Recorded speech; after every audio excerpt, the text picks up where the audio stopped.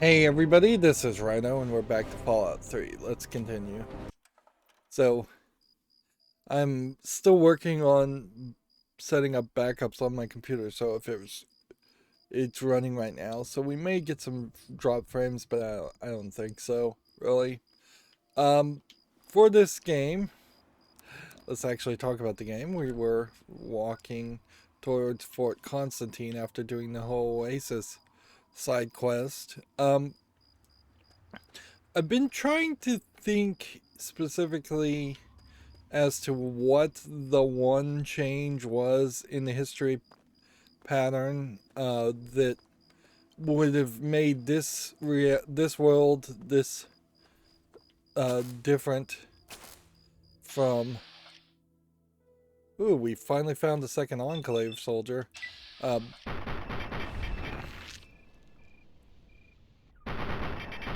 um, like this is literally the second one we've ever seen. Hey, there's a little bridge. We should go walk on the bridge. The only thing I could kind of think is there must have been some technology that Nikola Tesla created that led to the acceleration and improvement of other technology, eventually the adoption of nuclear technology. Um, Maybe it would be a little bit weird if it was just something as simple as they chose to go uh, with DC power instead of AC power, which, like, logically, as someone who was slightly educated in electronics, it doesn't really make sense for power lines to be DC. And if that was the case, then the power lines probably wouldn't look the way they do. Um, it looks pretty fancy, but I don't feel like you could go back much further than that. I don't know what this is supposed to be. These monorails. Like, I don't know if this is something that actually is in the Commonwealth area a design. It doesn't really look like it would be. It doesn't look too off of the idea of a train or a monorail. It's weird to have also just had a bridge there. Like, we really haven't been seeing bridges anywhere else in the game. But I don't think the change could have been anything before the formation of the United States. All of that history seems to be pretty much exactly the same, um, which limits them potentially from ever going back and doing prequels. Uh, you could certainly do a prequel to before the events of Fallout 1, 2, or 3 because of the wasteland, and you could do it during the war, certainly, but you can't do a prequel where it's in the time of George Washington and Abraham Lincoln actually being alive, or even earlier than that. Whereas, arguably, you with like Assassin's Creed as a series, they are all about that, going back and time and recontextualizing things, particularly with the Assassin's Creed Origins uh, reinvention of what Assassin's Creed as a series is. Um, but yeah, I don't think you would have a quest where you're stealing the Magna Carta or you're going into the UK and it's before the formation of the United States. You could definitely have, I may very well be just going that general direction, yeah, which once again may indicate that this entire empty space here is nothing. Um,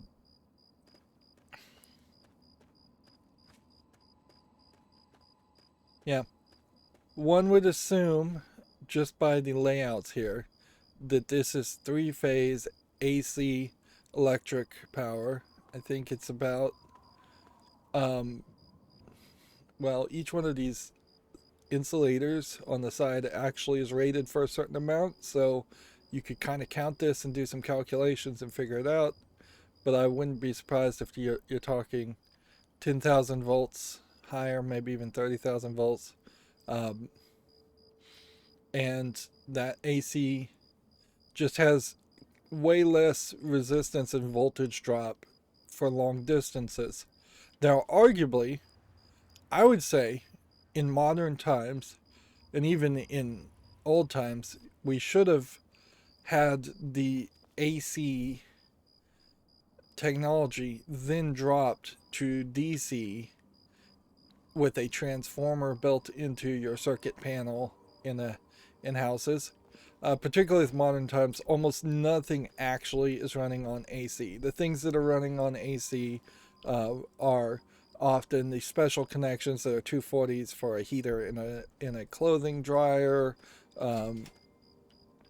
or an electric oven range. Just a vicious hug out of nowhere. Interesting. Did it get destroyed by a whirlwind? I don't think whirlwinds kill things. Uh, but yeah,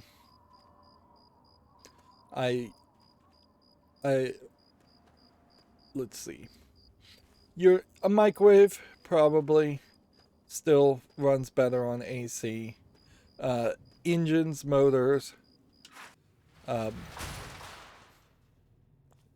uh, refrigerators, air conditioners, anything with a motor or a pump in it makes good sense to be on AC.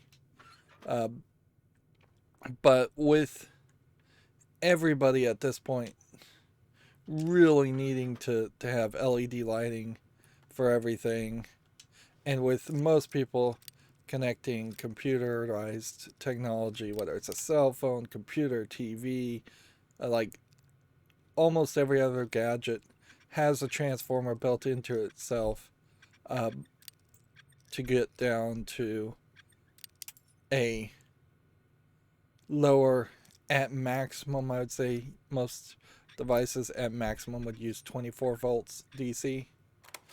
And so if you had a single highly efficient uh, transformer that turned everything down to 24 volt DC, then you could do a much less demanding transformer to get it down to lower voltages, a DC to DC transformer instead of an AC to AC an AC to DC transformer. Um, yeah, it definitely feels like we should have run into more workbenches if that was going to be a thing. Um,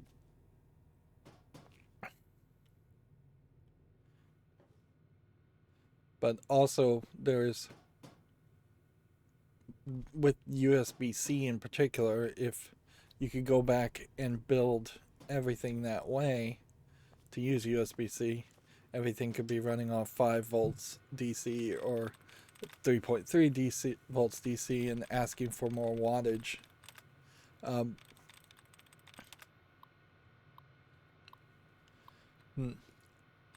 and we are seeing some of that happen as I ramble about electronics. With more and more outlets having a USB connector on the side, so there's transformers in the outlets.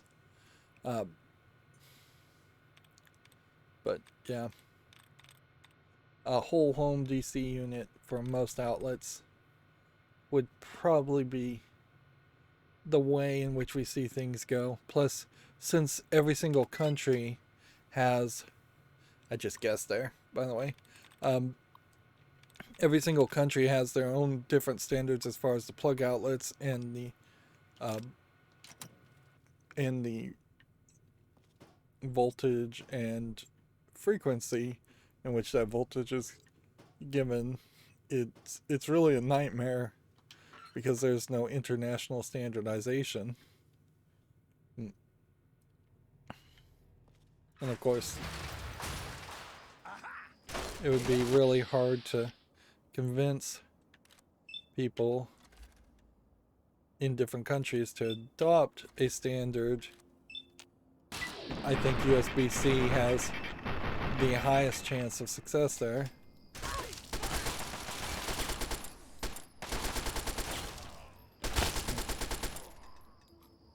Where's the other guy?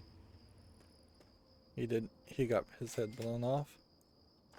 We're also getting, oddly, a kind of large amount of XP all of a sudden.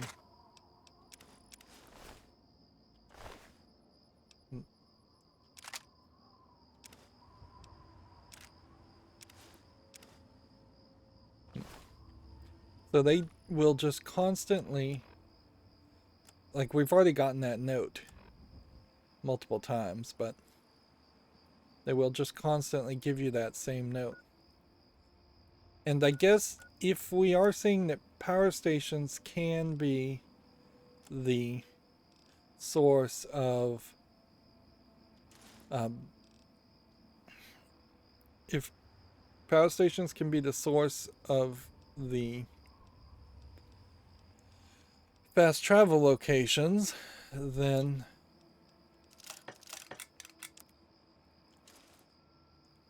we, I think, know how this is going to go down.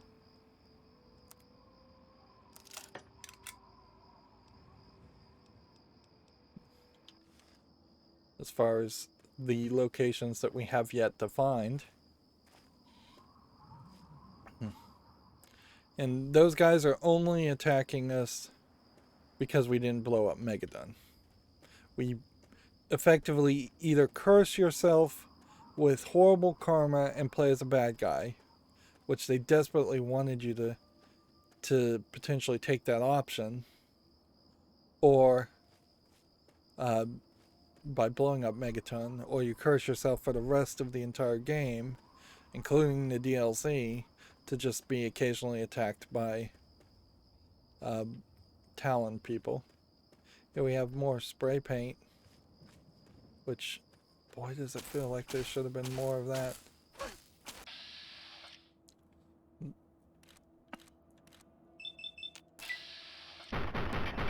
So we have a hood, we have a ghoul mask. We really are just being very silly in our appearance. Even though we're playing as a Paragon good guy.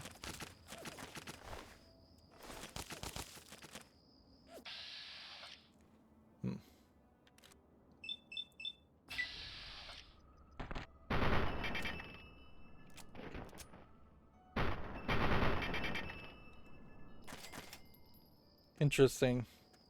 We had to zoom way back out in this direction to... Like, I don't think I can hit this guy from this angle and this distance.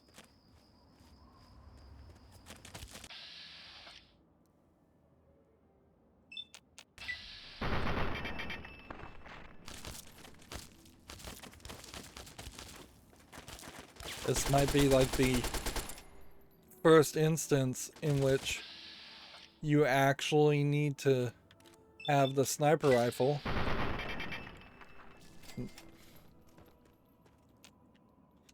And we're still picking up ridiculous things for no real reason. I hit the wrong button there and picked up everything.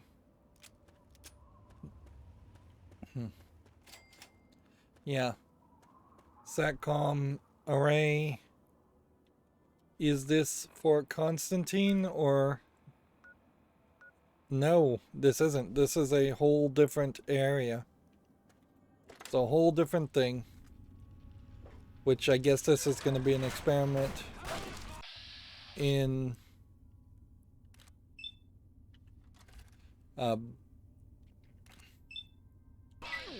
raider base.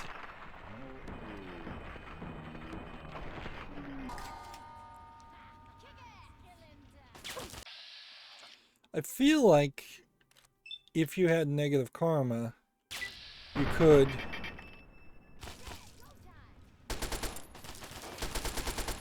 Um, you could have probably joined the raiders, and this potentially would have been a city for you.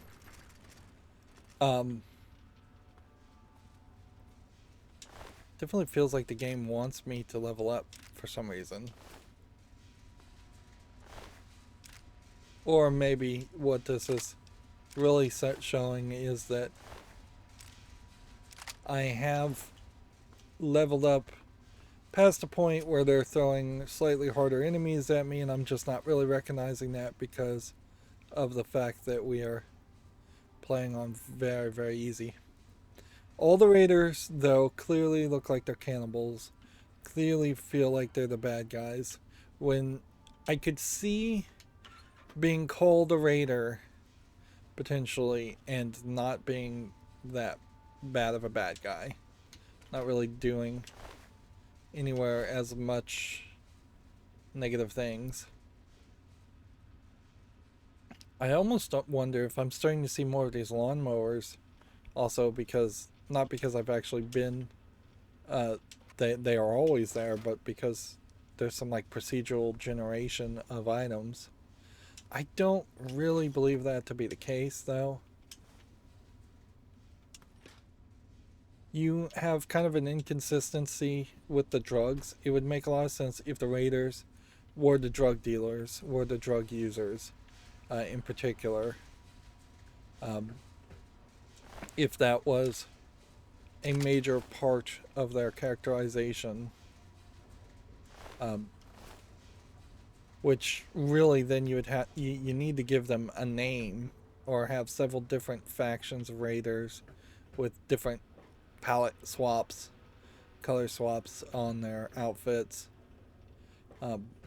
because this game really just leaves it to the idea that all raiders are the same, that they're all these random groups, and these spray paints, graffitis would have made a lot of sense to reach that and address it that way,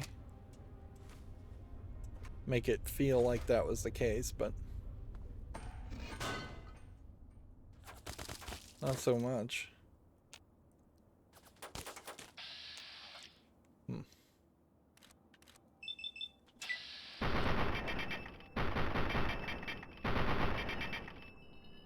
Well, we've got a sniper rifle, we might as well use it. Like, I don't think there is a zoom in feature. However, like, so even now, if I was to try and use the sniper rifle, you're still hip firing. Like, you're totally hip firing, or dry firing the sniper rifle. So all it does as a gun is increase your accuracy. Which, honestly, if you can't make a sniper rifle that you can actually look down the sights of, then there's no point in having this as a weapon. You can kind of see that this is older technology, so we're not seeing like reflections behind us in the mirror of the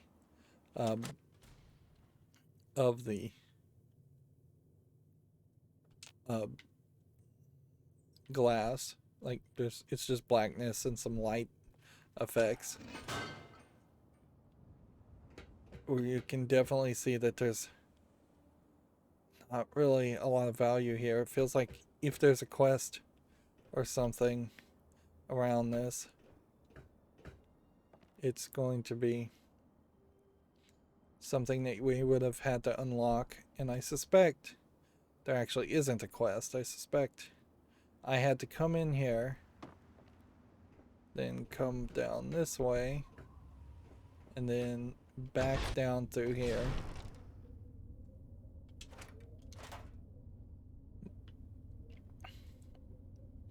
Yeah, it definitely is starting to feel like procedural generation might be a thing as far as some of this junk. But it really is too little too late. What is the platform here? Just a tiny little thing you can fall off of? I guess it doesn't matter if you fell off that, but feels like somebody really goofed up in the design of that. And that doesn't seem intentional.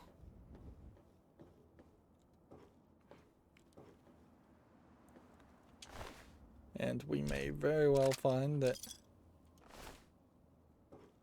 all I've done here is walked around to some different places where I've already killed a bunch of people.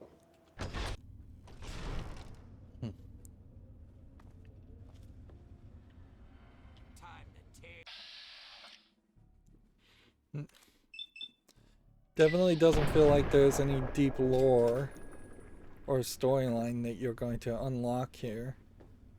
And if this was going to be your city,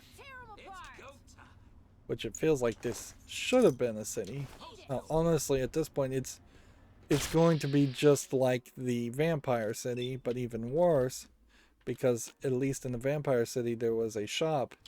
Here it doesn't feel like there's even a shop.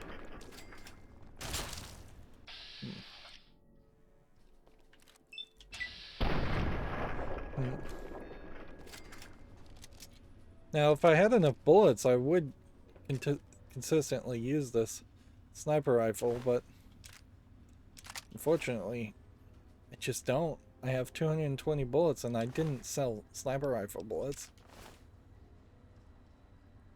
So not only is this a gun that does not work because they didn't program the mechanics for it, but it's a gun that they've limited in bullets. So they've limited the use.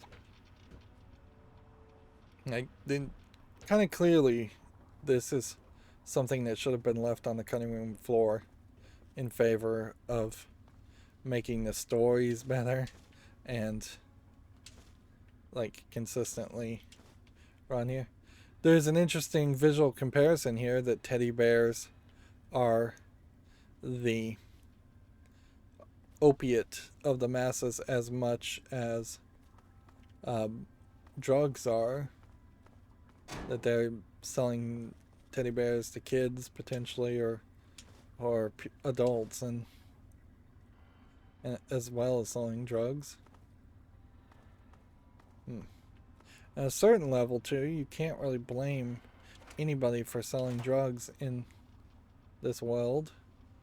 It's just a horrible potential life that you're going to live, and I would not blame any lone wanderer character, instead of running around killing everybody, actually just having a mental breakdown and not being able to cope at all because of the massive amount of difference that you would have compared to living in the vault. That's just a big shift. It does kind of feel like we may have eliminated the drug trade somewhat.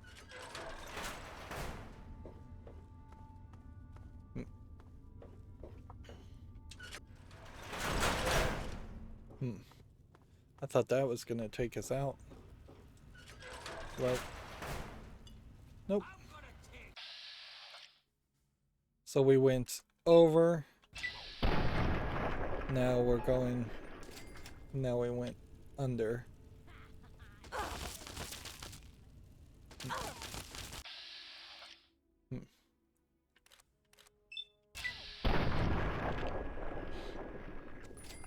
This is a slightly faster shooting animation.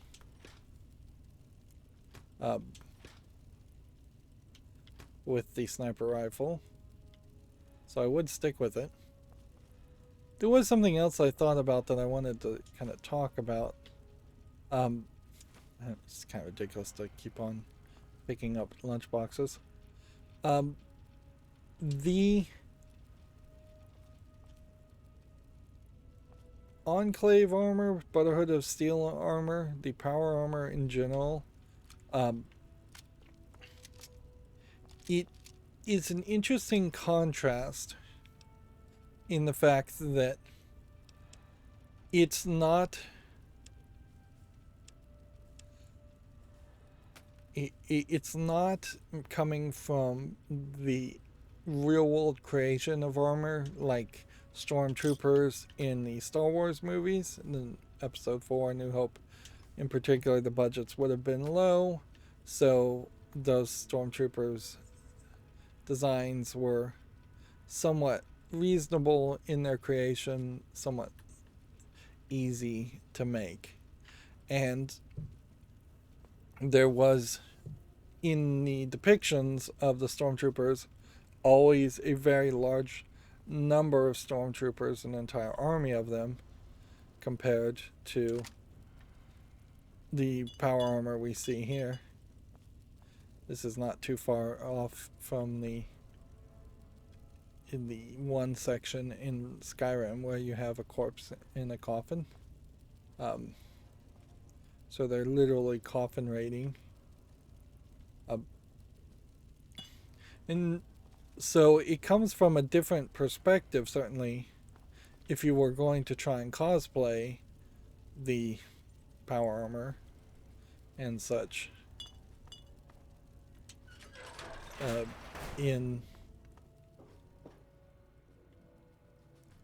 Let's see, inside the a costume cosplay convention or something, it would be a lot more difficult, certainly. And subsequently, that is why you really don't see a lot of cosplayers doing Fallout cosplay. But I would also argue that you could have easily made Raider armor if it was more visually iconic and not just this brown, dull visuals. You could have easily made a costume like that, or even a Vault 101 jumpsuit. It would be really easy cosplay. So I would have to say the real reason why you don't see a lot of people cosplaying this stuff is because, for better or for worse, you kind of have to say that Fallout isn't as popular as it could have been. It is not this long-running series. And in all fairness, how could it be that popular? Because Fallout 1 and 2 are very different games than Fallout 3. Fallout 3 has these major flaws that we're seeing in it, where it's just unfinished and it's building around systems instead of stories. Like, there's no specific character. They don't even name your main character. He's just called the Wanderer, and then they let you name it. So, yeah, it's not a large surprise. Are these nukes?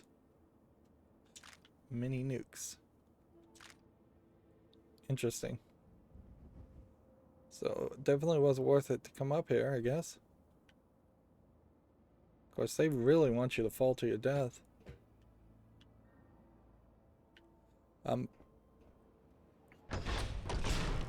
But Colin Moriarty, Moira, and Megaton, those are about the most interesting characters we've seen. I've never seen anybody cosplay a ghoul. I've never seen anybody do anything like that. Unlike Activision Blizzard, there isn't a Bethesda con that I can really think of. Maybe there is one, but it's not popping up in my memory. And I suppose you have this problem where Bethesda really hasn't treated their audience as well as they could have.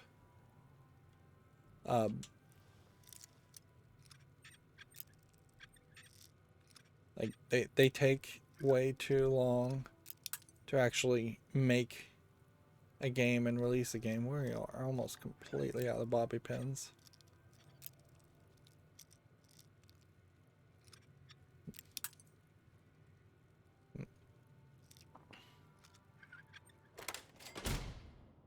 There's 50 XP.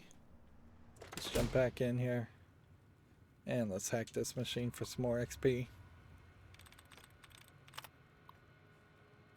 So, what that I think causes, to take a step back from the idea of a fandom being so ravenous that it cosplays, I think because of Bethesda's slow to release schedule, they have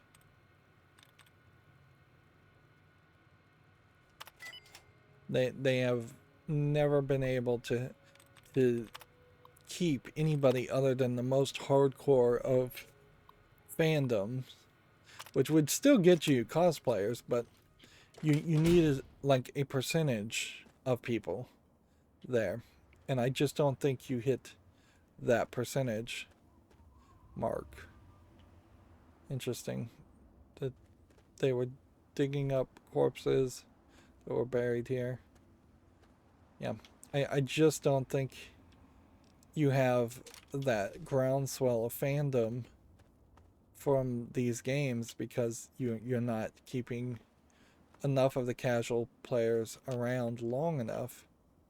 And that definitely will be a challenge that Microsoft, now owning Bethesda, is going to have to address, and that they're going to have to try and address with their new series Starlink, is that they need to get a lot of people, not just during the launch window, but a lot of people for the next 4 years plus to really want to play Starlink and really have fun with it and really connect with it. So just more systems to play something like this isn't going to cut it. There needs to be an actual narrative storyline that you can do at least on the main story that's better than what Fallout 3 has. We haven't really cared or thought at all about what that storyline is. There's something this way I want to kind of look at, because I see red, and pretty much if you see red you should go check it out. Anything that's visually distinctive. See, again, this would make a lot of sense to have things like this. Sensor module, wrench, hammer. Like, it would have totally made a lot of sense to have all of those, all of these locations more consistent. Like, these should be all over the place. A bed where you can sleep to get the well-rested perk. You have a dead rad scorpion, which I assume is just supposed to be here and was always dead, to tell some visual storytelling. So you have a Brotherhood of Steel person here. Like, just more of this would have definitely helped. So can I make a shish kebab? No. So you get that. You get that schematic, and it may upgrade your schematic, but there really is just not ever going to be a case where you have enough of everything that repairing and building things makes sense. Alright. Let's go ahead and repair. Let's go ahead and drop that. Repair the laser rifle. Repair the combat shotgun. And Consolidate one assault rifle down. Enclave power armor and outcast power armor. I guess this might actually be a specific outfit because he was an outcast.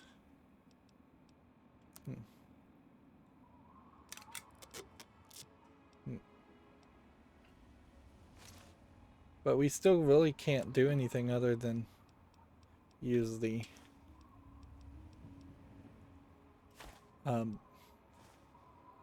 Raider armor. We still don't have that power armor training, which only really happens by putting the fusion battery. I hope that wasn't an important item. I would think it wouldn't let me drop it if it was.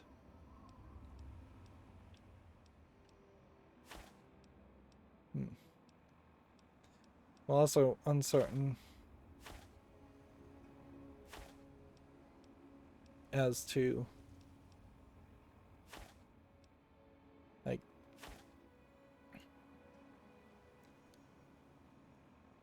that should be good enough for now.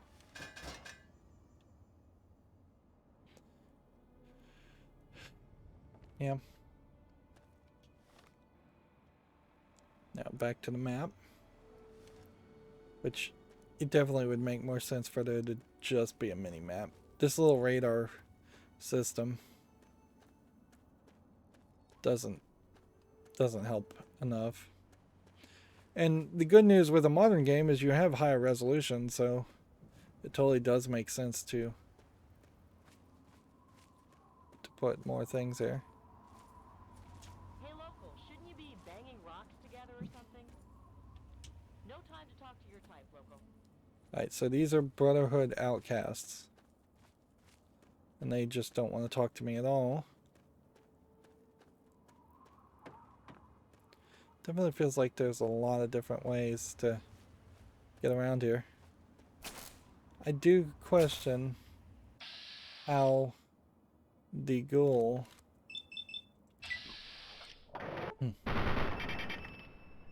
would have been able to make it through all of this without being shot, but whatever.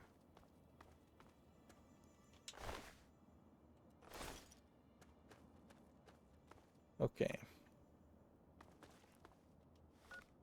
We are at Fort Constantine. There's a parking lot and the road goes down. We definitely have a hint here that we'll be fighting Protectrons. Interestingly enough, we do see an actual fight going on over here. Let's check this out.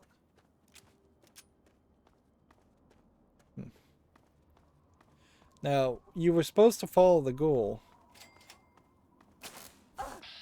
throughout this whole process and get the armor for yourself, but instead I got distracted and went somewhere else, which definitely makes an argument that I should have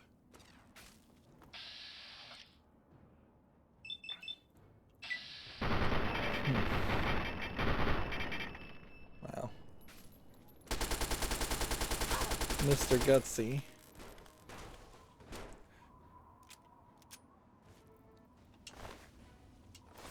Like we may... It would have been better if the guy was like locked in such a way that he wouldn't start his travel or start into Fort Constantine until you arrived at Fort Constantine to follow him. You have a very different colored desk. All this red, like, it is obvious that they gave up on this idea. Either that or this is just another case where one small group of developers, some subgroup, decided to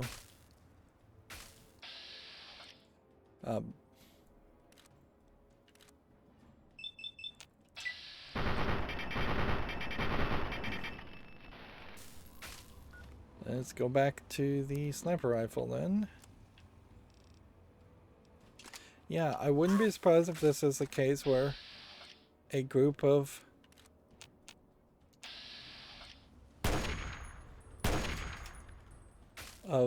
developers was left on their own to decide how to color things, and they decided to put a lot more visual recognizability.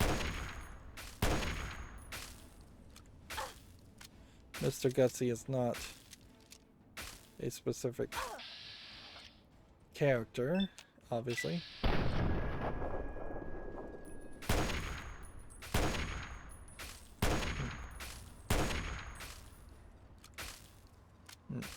Definitely don't have enough shots just to dry fire here.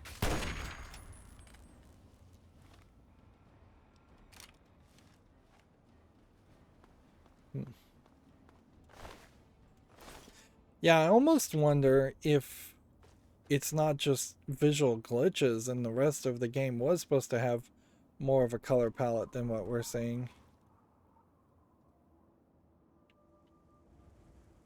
Seems like I probably could get the elements to make a shish kebab, but I wouldn't be surprised if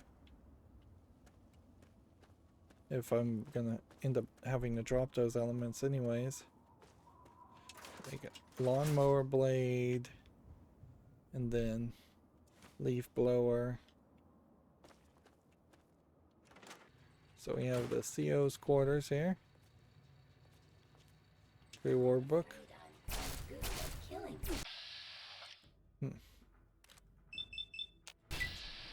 And if there was a computer in here where you could have hacked that RoboBrain,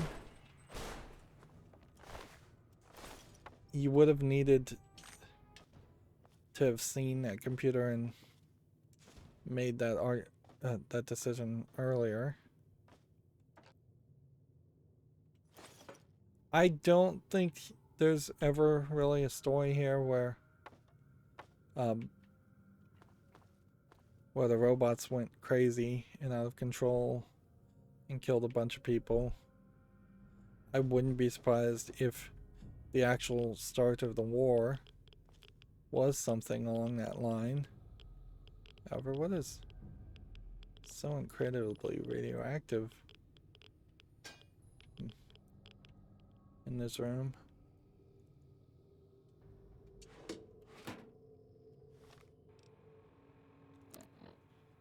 Let's see. We will heal ourselves.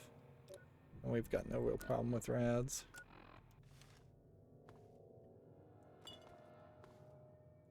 Nuka-Cola Quantum. Nuka-Cola. Nuka-Cola. A lot of these places that have earnings clipboards probably should have some idea of a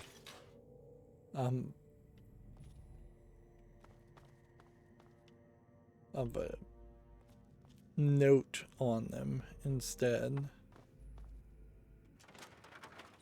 Coming out this way really did nothing. I feel like Skyrim did kind of go more in that direction, where you would find books and the books would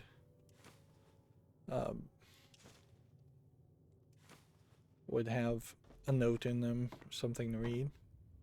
This house goes downward instead of upward. Inside here we have a big guns thing. And a whole lot of caps. We have the Fort Constantine launch codes now. Clearly somebody broke in here. This guy. Stealth Boy, another book. This is a major location. Notice how they're also doing lighting here to make you really see this. Um, but this is also way in the corner of the game. And it feels very weird to have something so important in the corner of the game. Okay. So we've got launch codes and everything else, but we don't have the key.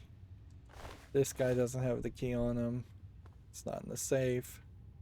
This definitely feels like we may end up coming back to Fort Constantine as a main story quest. Maybe, maybe not. Also, no workbench anywhere around here, so. And there's no key in this room. Yeah.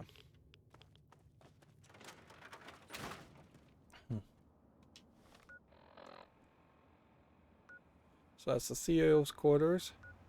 CEO's quarters, personal offices, bomb storage, bomb storage, bomb storage. So maybe this whole entire fort is going to be a more mixed experience where we're not just going to go into a building and spend a ton of time at the building.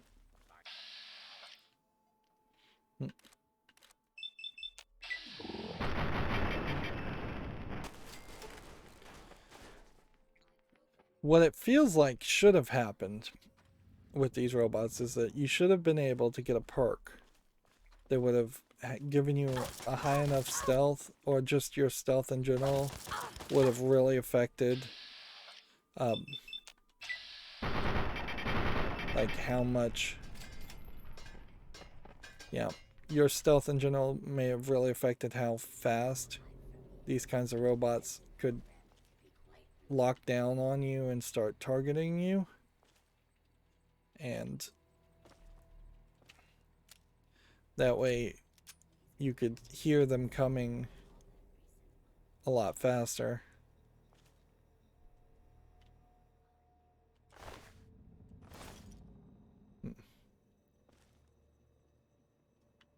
You do kind of hear them coming, so they do make noise if you're really paying attention. But then once they see you, they start firing at the same amount. Or at least it feels like they fire at the same amount. So it would be probably a great point for the game to say, hey, increase your stealth and you can avoid or delay people firing on you. Particularly robots, which have poor perception. Here you can hear through the walls. I would say that would be something you would want to work on and improve in future engines, is to have more of a muffling effect or silencing effect of characters that are through the walls.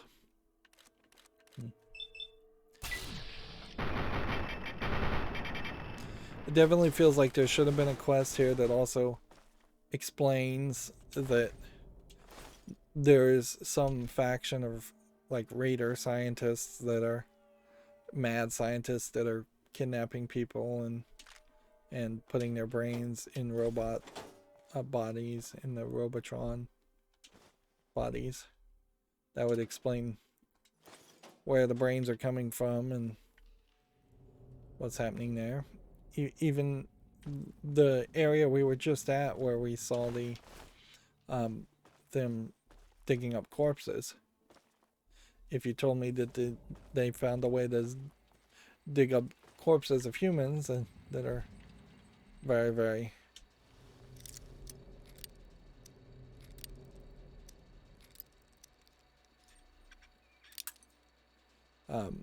very, very old, 200-year-old corpses. Alright, we are out of lockpicks. So I can either try and force the locks, or I can leave them. And I might as well just leave them because at a certain level I am just going to, if I get really, really desperate for experience.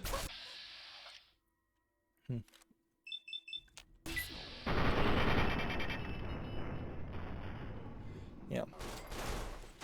It would make a lot of sense if slavers were taking slaves and turning them into robotrons, because robots effectively are slaves.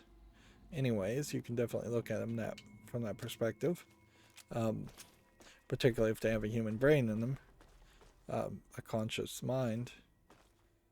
Then the raiders could be the people with the dogs and the vicious dogs and drugs, and that would explain why we see so many dogs.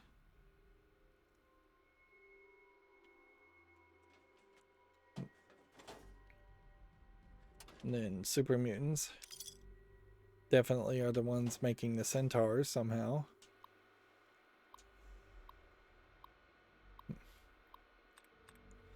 Let's see.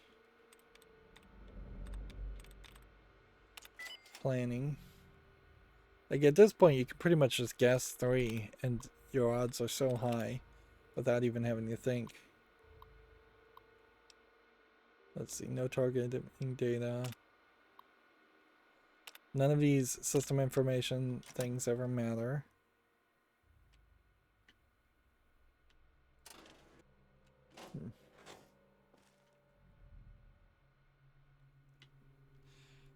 Really, the one thing you need here though is just to be able to mark specific items as junk, or for the game to literally just let you learn that specific items are junk, even if it was a perk. And then when you look at a cabinet, instead of it just saying empty, if it has junk in it, it should just say junk. Like arguably it should potentially just say junk or miscellaneous items anyways, if that's all it contains. The countdown now is to see how many things we search before we find another bobby pin, because it's probably been about 7 things already. And in all fairness, I'm not expecting to find bobby pins in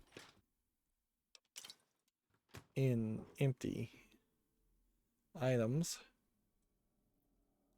It is possible there are bobby pins on the ground all over the place, and they're just so incredibly small that I'm not seeing them. I hadn't thought of that. Would kind of explain some things. Certainly as far as the rarity of bobby pins, but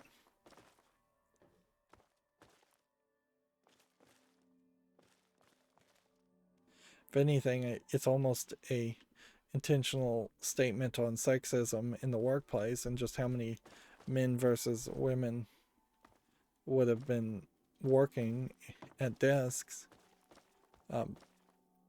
in the fact that we don't find more bobby pins lying around in desks. But then also there's some weirdness as to why would you find a Brexit cleaner on shelves in an office? Why does nobody else have any bobby pins on them as far as raiders? There we go. 1 bobby pin. It's not really enough. Let's...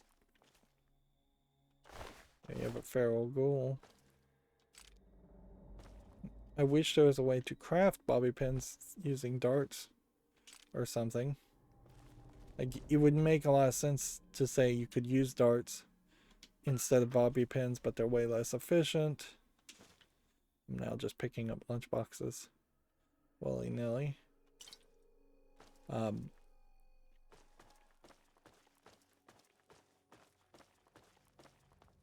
we could have gone either way. Boy, does this make a different type of shooting gallery when you have doors open like that. They didn't really experiment with that. Right.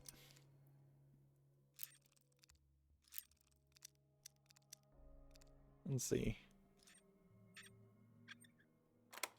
Wow, I got extremely lucky there. Extremely lucky to potentially come in here and get almost nothing. A book.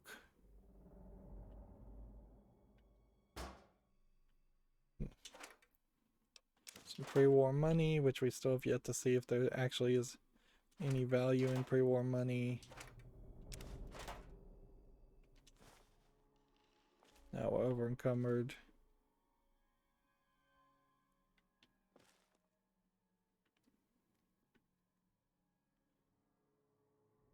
Yep. They are way overvaluing the value of books. Okay. Let's do this then. Miscellaneous stuff. That. I'm gonna, I think, just end up holding on to.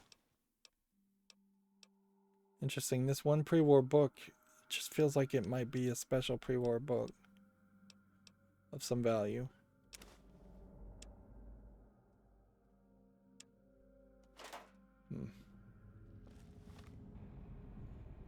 Like it's a quest item, but they don't want to tell me it's a quest item.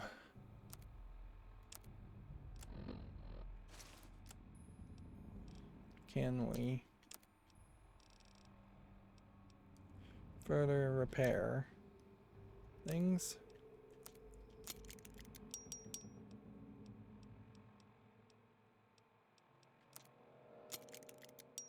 Actually, let's just drop that.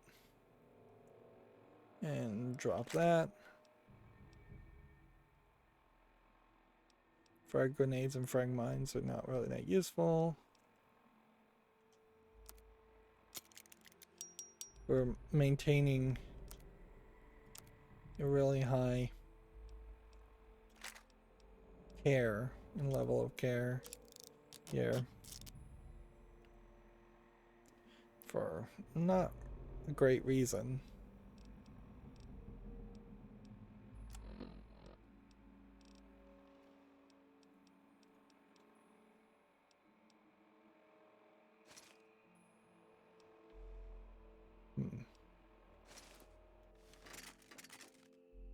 Yeah.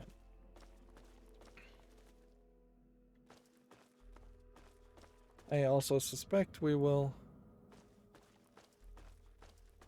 go up one more floor in this dungeon, and that'll be that.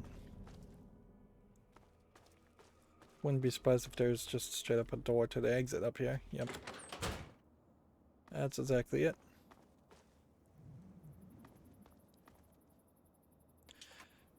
They shouldn't have made this miscellaneous stuff have any weight. Arguably, they shouldn't have had the ability to be over encumbered at all. It is the one thing that I think every single Fallout player will run into, unless you just straight up cheat from the beginning and say no, increase our weight carrying ability to an unlimited amount, or effectively an unlimited amount. Don't think there's anything actually up here, but there is this, which then gets you up here. So let's look at the local map. Personnel offices here, personnel offices here, personnel offices here. So I suspect there might be a door down there that would have also gotten you into the personnel offices.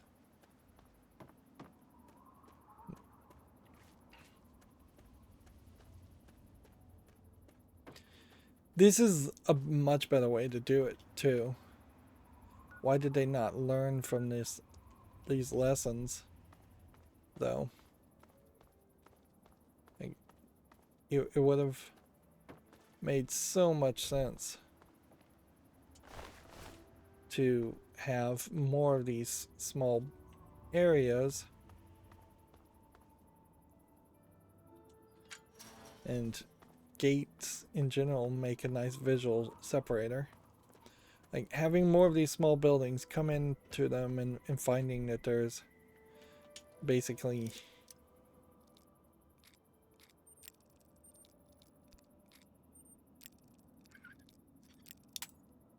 there you go. We're broken again.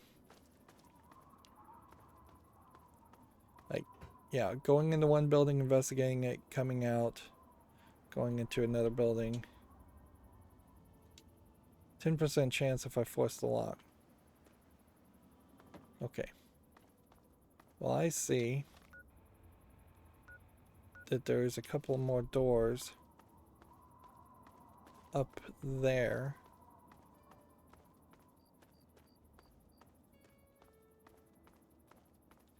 And I guess we gave the keys away.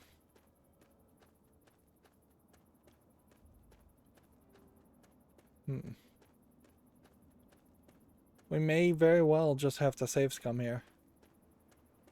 You may not have any other option. Like, I'm not sure if the keys that we had would have been the keys that would have opened this door.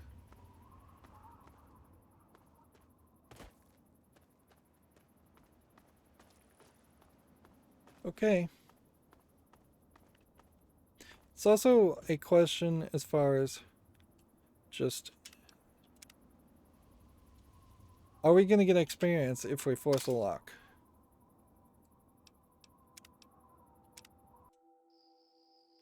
Oops. Well,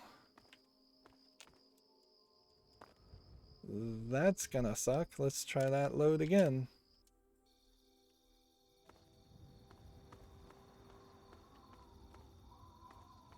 Okay, game.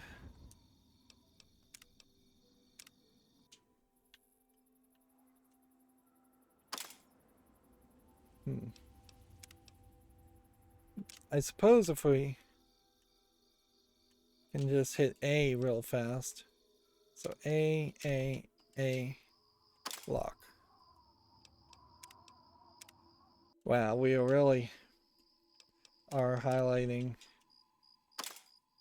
like the glitchiness that can happen here in this game. If this works, we may not get any XP, but we should travel through the area.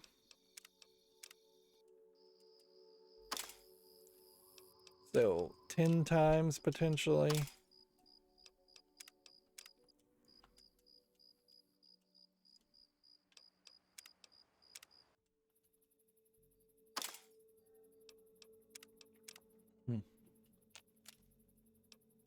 It's just A. I don't know why I keep hitting X. Oh, because you have to hit X to force.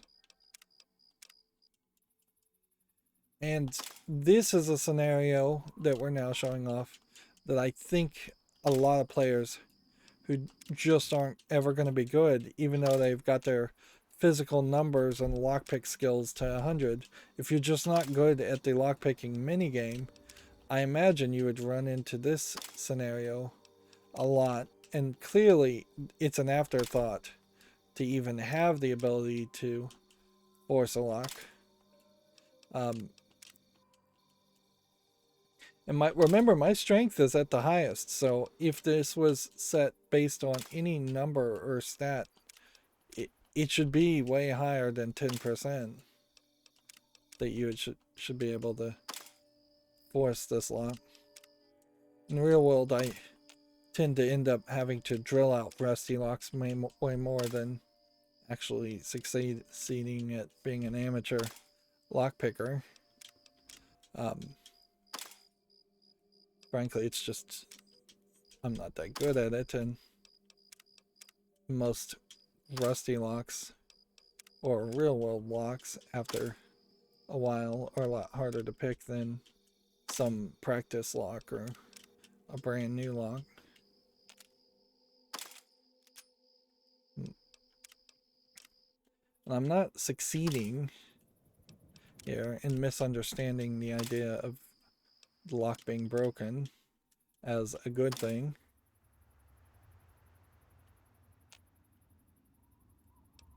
That made a slightly different sound effect.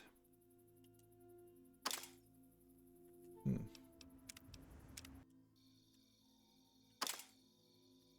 Hmm. It's a good thing I made a new save too, because if I had overwritten the older save, then we may, to get through this, have to load a very old save, like hours and hours potentially of lost progress. But this is no way to make your game, and no way to make this work.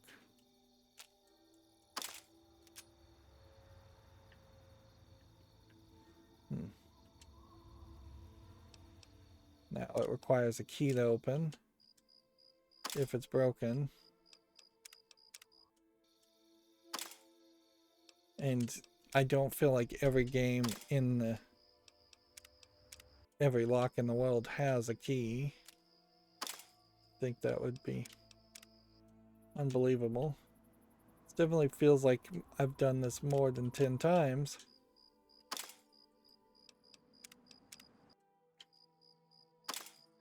It may be that they've just pre-calculated that you will never be able to break this lock, and it's not running the algorithm multiple times. But if that was the case, then why does this work on speech checks sometimes? Like, clearly they came from the idea that this should be doable if you really have to do it.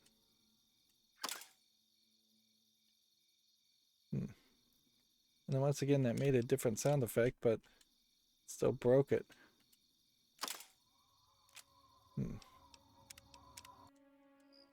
Let's do 10 more attempts.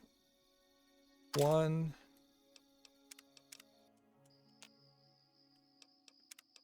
missing it half the time. 2, 3, 4. Wow. So, yeah, not really worth your effort to do that kind of save scumming in almost every scenario.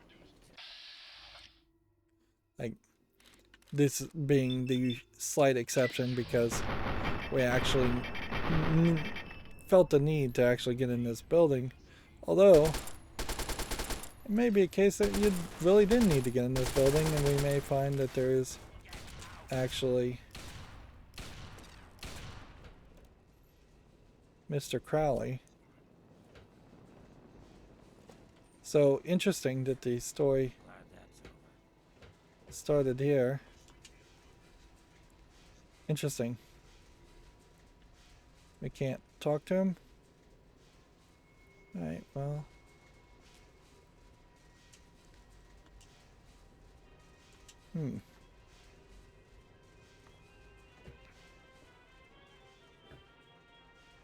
He doesn't seem like he's going anywhere, so I think Mr. Crowley... I think Mr. Crowley's about to run out of here, so...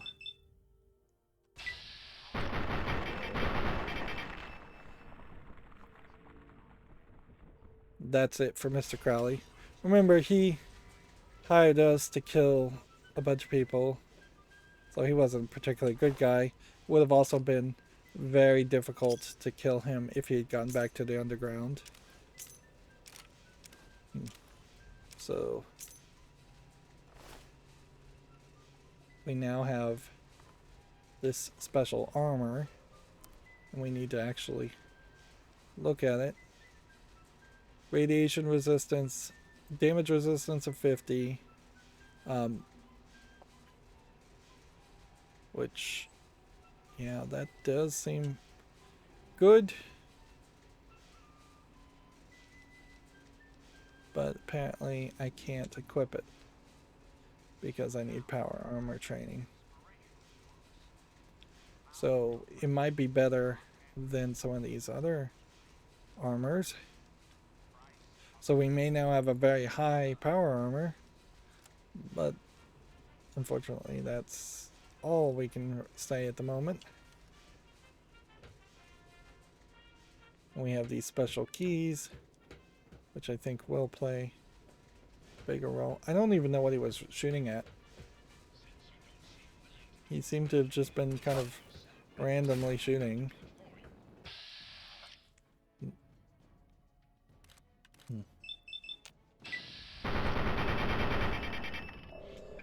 I think the visual imagery here is kind of confused on Mr. Gusty, in that obviously the tracking sensor is the head for that creature, but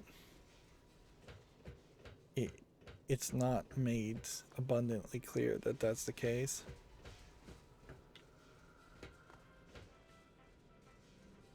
Alright. It definitely feels like we have a key, a door that requires a key. We have a door that will require a lockpick. If we can't find a bobby pin, then we're gonna have some frustration there.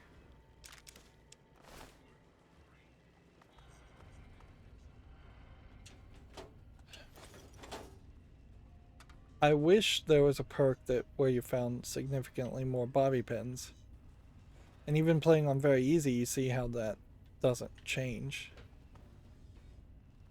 I could potentially try and force this. 60% chance of forcing this one open. And I hate to do it, but let's try.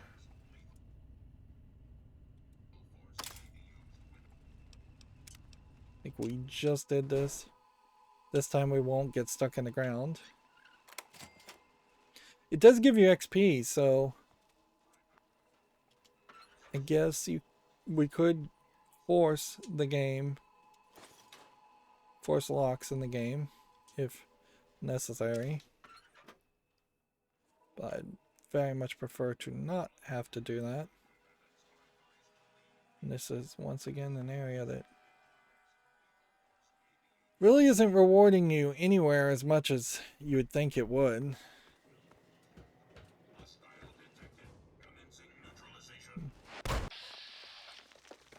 So I'll have to be fairly careful here.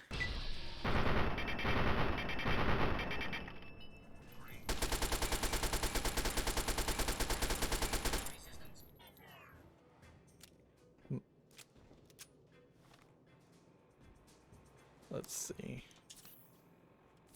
Get our health up. Here we have actual bombs, which definitely feels like you should have run into more of those in the wasteland. Shells of bombs, empty bombs, duds, all of those wouldn't make a lot of sense. Otherwise, here you have a whole bunch of nukes that somebody, some bad group somewhere, is eventually going to want to get their hands on and use.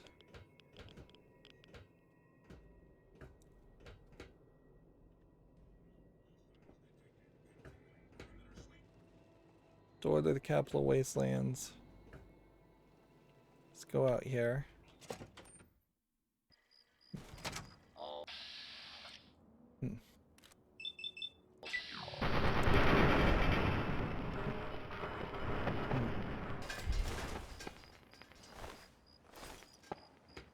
Then back to bomb storage.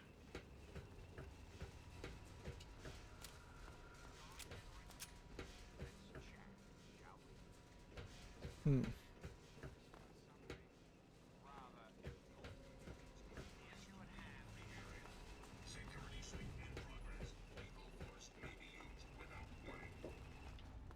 Where is this other robot? Hmm. See, the problem here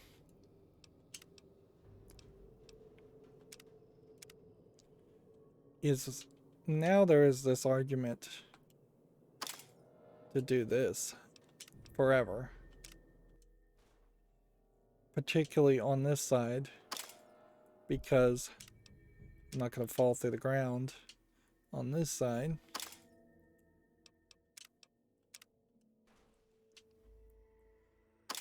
Three.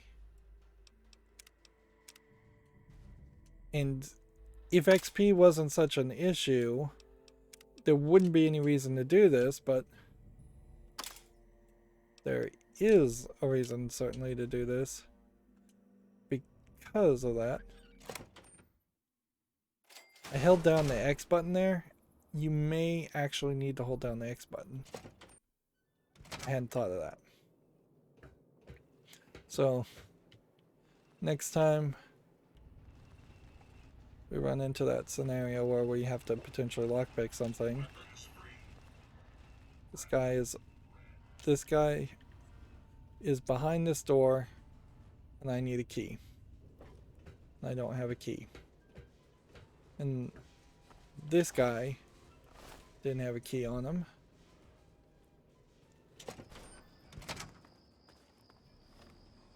And generally, we may just not get the quest. To go back to Fort Constantine, or we may have to actually just walk in the general direction and talk to more people to get a quest later on.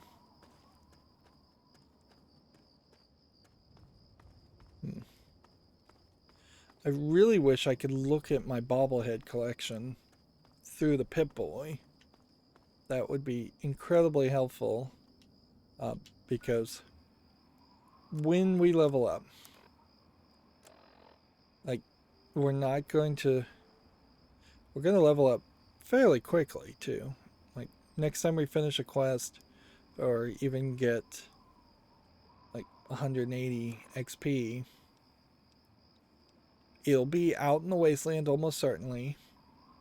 Because of that, we won't know if there is maybe a little bit more value in getting our repair skill up to 100. Probably should just do that. Getting our speech skill up to 100. We probably should just do that. Getting our sneak skill up higher probably isn't that useful.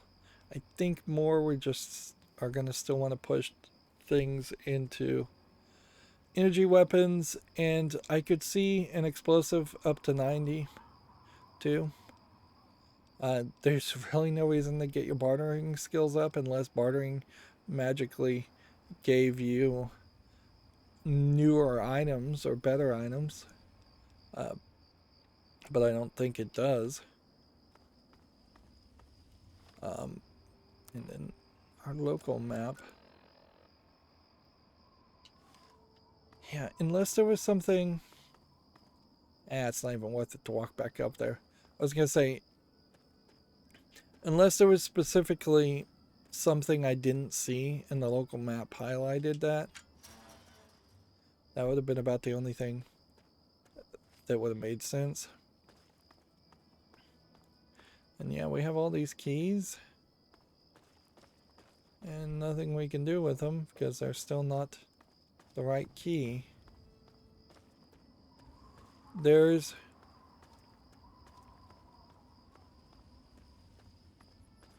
oh, maybe I messed up. Oh, wait. Let's save here. Let's load... not this one.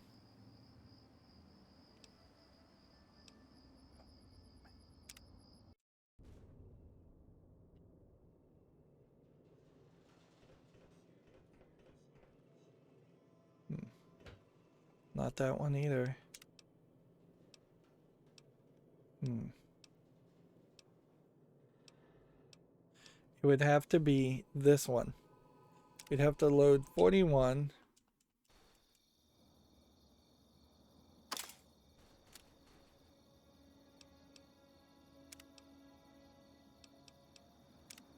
Over and over again. And not kill the guy. I may have messed up the quest. And I don't know if it really is worth going through all this again to find out I didn't mess up the quest. Now, holding down X is not doing anything, so we have learned that. So it's just A, then X, A, A. I could eliminate some scrolling down here if I saved again from this position, but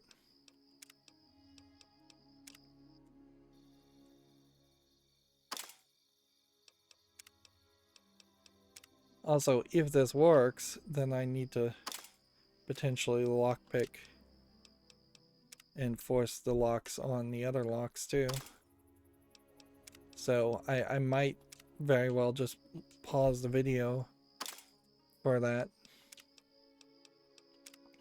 so we don't have too much redundancy here. It's strange that this is working now. Like, I know there are glitches when you load save files in these engines where certain stats are not like saved in the save files, even though the save files are incredibly large anyways. Like, clearly a better thought process for algorithms needs to be considered. And generally, I always felt like Bethesda games should just reset the location of items if they get bumped around. If an item is still in a room and you leave the room, it should just be not saved, and then when you load that room, it should be back to its default area location, instead of potentially being bumped around or even picked up or dragged around to another location. Like, we don't need that level of consistency for the massive save files that just constantly grow, and potentially the confusion if somebody is looking for like a very specific key item and they've somehow knocked it into a different location. But yeah, the X, Y, and Z location of where a player's feet are is definitely something that should be in a save file, and yet seemingly isn't quite properly saved, because now we're back to the same old, same old. And I imagine a lot of people up until this point have thought I was being fairly silly by making a new save file and having 41 save files, which is a lot, certainly. And this is probably a game you definitely would want to consider cleaning up your save files after you've played it all the way through. And this is also a game where I could see me coming back years later and not remembering anything, but still wanting to play on my old save file. What I don't feel like it would happen here, though, and this is the sad statement, is I don't feel like I'd ever want to start the game over from scratch and play as a bad guy. Like, I just don't think the story is written well enough for that to be the case. Alright.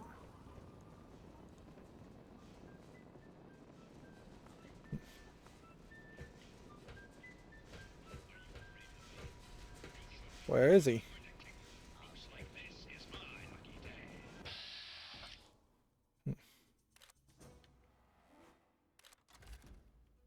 There's Mr. Crowley.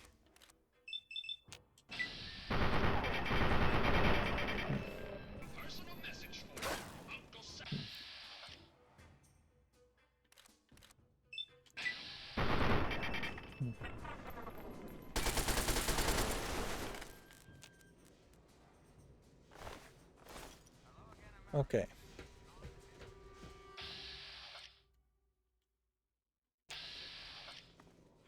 I'm thinking maybe he has to open the path.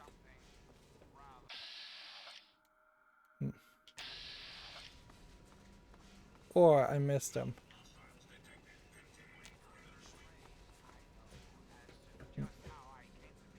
You did me a great favor with those keys. How do you like my new armor? Those keys led me right to it. Bye. I.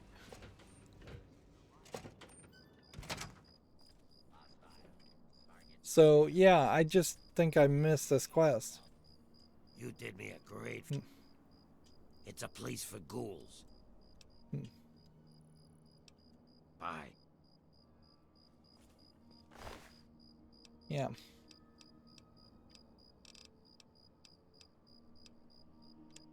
Let's see. Cherry bombs? Look what we have here.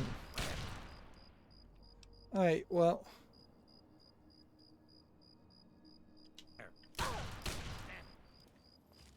Let's see if maybe this part wasn't just glitched also. He's getting away as we do this. Alright, well, so none of that works. So I've either just missed that quest completely, and I can never do it, or there's some other element to that quest that I don't understand. It is possible I just straight up missed the quest completely.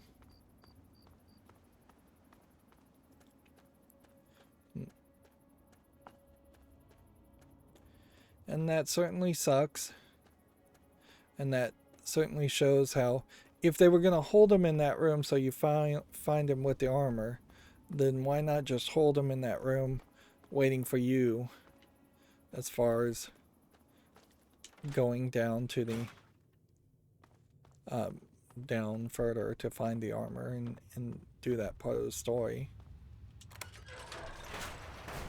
Alright, this one, and this may be the case, is that these may all be the special keys that do lead into that same area, so we may not have really missed anything as long as you kill them later and get the keys back off of them. Or if I had just had one person's special key, maybe that's all that it really needed to get into this area. Is it really worth it?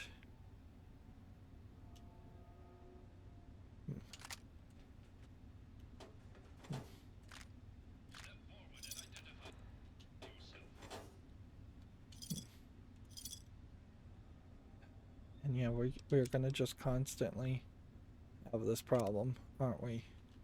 It's just gonna be like, what's the lock? Take it, get the XP. None of these doors feel like they need a second key.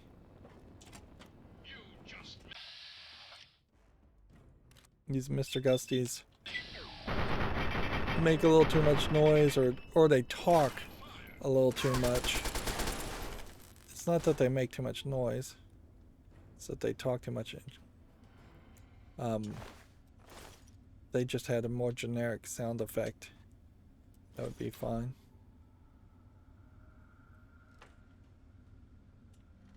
I will also fully admit there is a possibility I just don't understand the lockpicking minigame, and I think it's very possible that a lot of people don't. And maybe if I did better understand it, I would have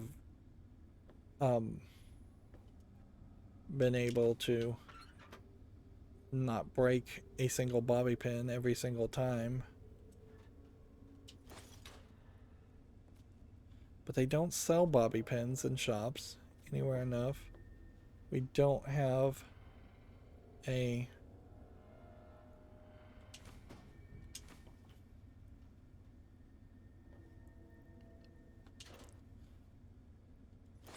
We don't have a schematic to make bobby pins. It would have made a lot of sense for the game to just originally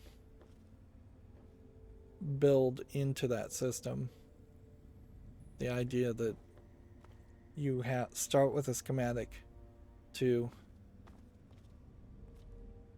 make bobby pins using darts or using several other items. For a second there, I thought that was the entire run of the map, and that wouldn't have made a lot of sense. You just want every bit of XP.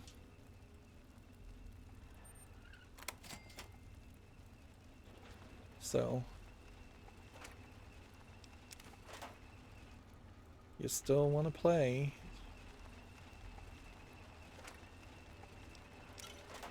The good news is, I guess, unless I find something that's incredibly hard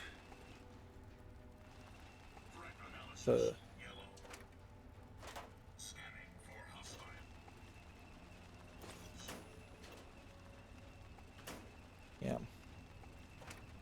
I probably should save bobby pins for like very difficult lockpick area locks.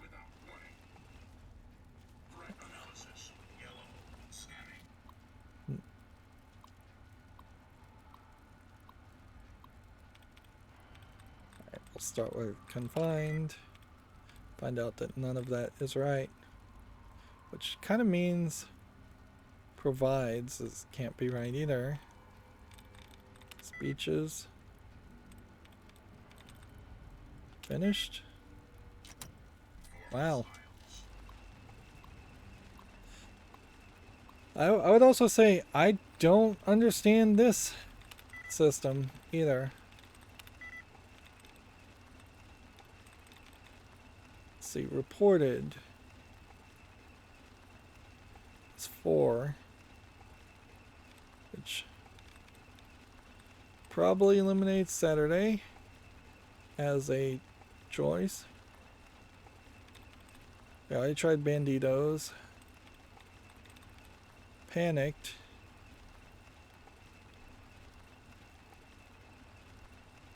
Which should be like 3. Because it's just the P.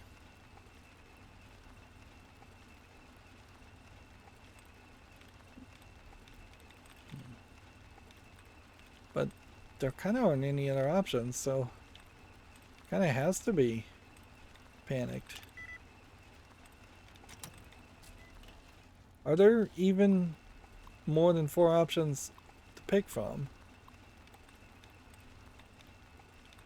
Samantha. Mansions.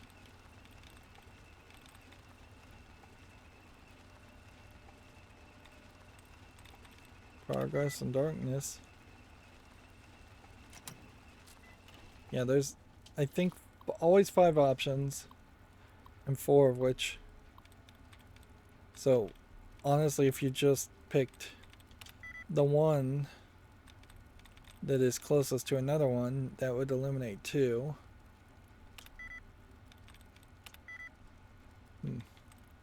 It almost certainly is progress here.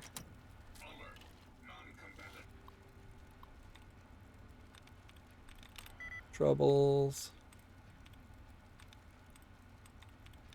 Declared. Animated.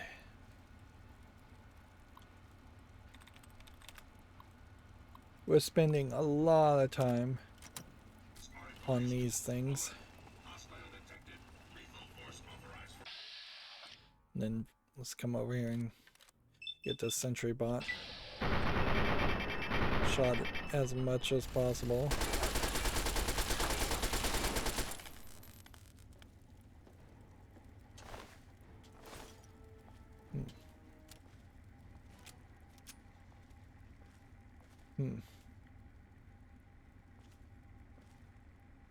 So,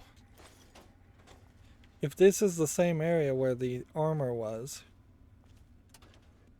we Definitely would be looking for a connecting path. We don't have any good reason to hold on to things. Let's drop some things. This laser pistol. Like, the laser guns are very valuable. But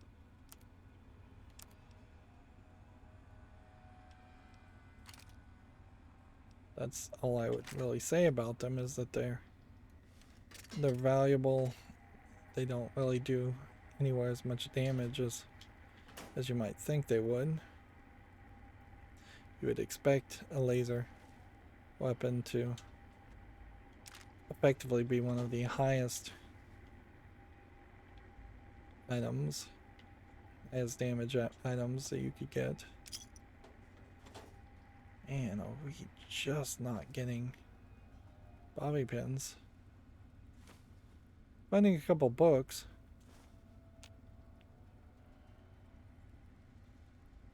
Fort Constantine launch control. Are we gonna launch some missiles? Need to quit picking up bottle caps. I mean, lunch boxes. I know in the Fallout Shelter game, the lunch boxes were a big deal, but they kinda aren't in this game.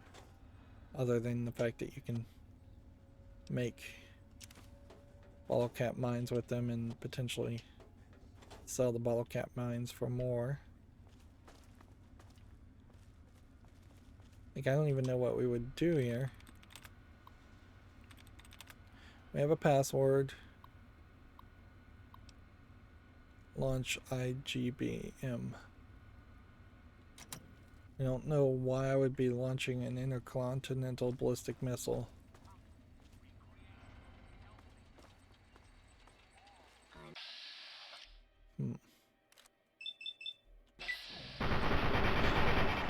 Who am I launching it even at? Like,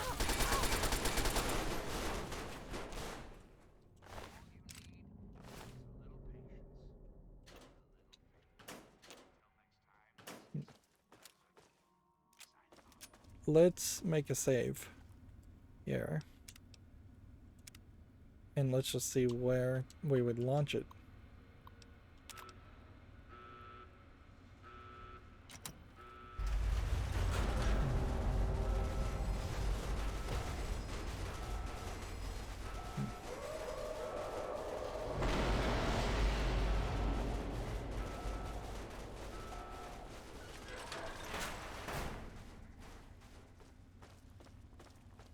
Like, no clue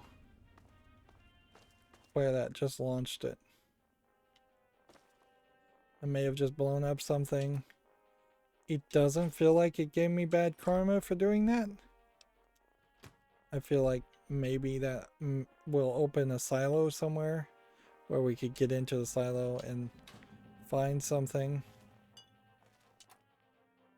Like, back to one bobby pin. Back to being over encumbered.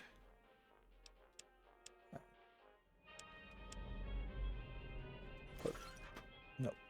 Access this. I don't want to hold on to that one.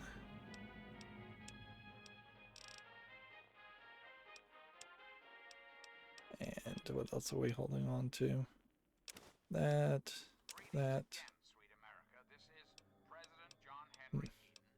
Almost at 10,000.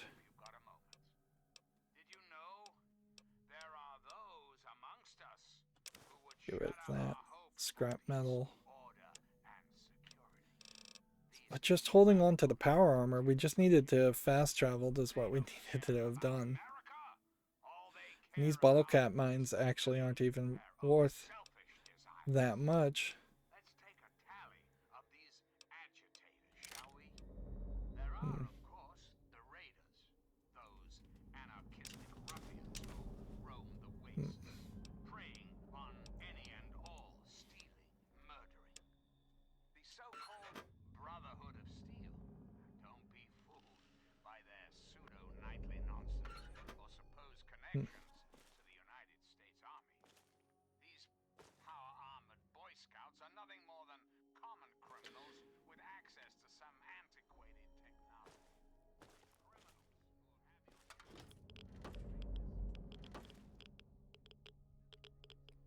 I don't know if I really understand the logic of some of this stuff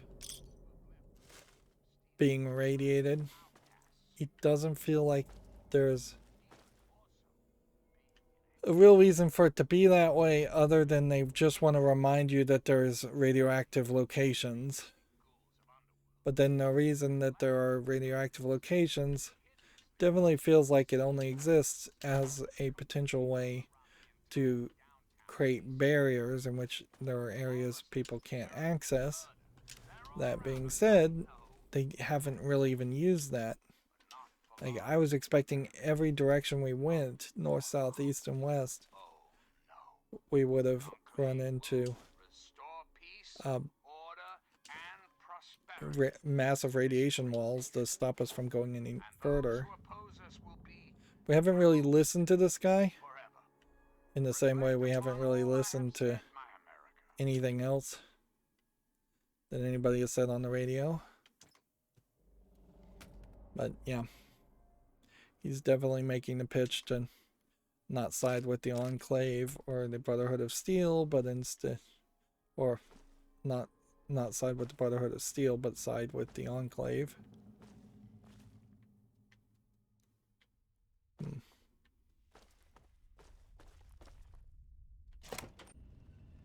And this takes us out to this direction, which takes us this direction. Alright.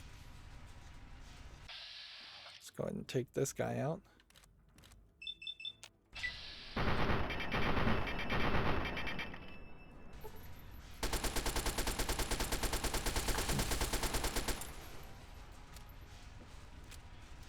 Thank goodness our damage resistance is so high. Alright, we leveled up. 90 on explosives. If ever there was a time for it, now would be the time. Big guns probably could go up to 100 at this point too, because we just got the thing for that. Speech needs to go to 100 though. Like, I don't want to fail on any more of speech checks. Repair probably could go to 100. But energy weapons a couple more times I think also makes sense. And at level 18, do we have any new perks, or are we still trying for things? Rehack a computer would never be a thing we would need. Chemical resistance would never be a thing we need. Lawbringer and contract killer are both useless. Let's see. Less broken limbs is not an issue. 25% damage to any robot. Or we could shut down things. You could do 50% extra damage with the fire, or we could just have 30 more hit points, which that sounds kind of useless. 20% bonus when using stim packs.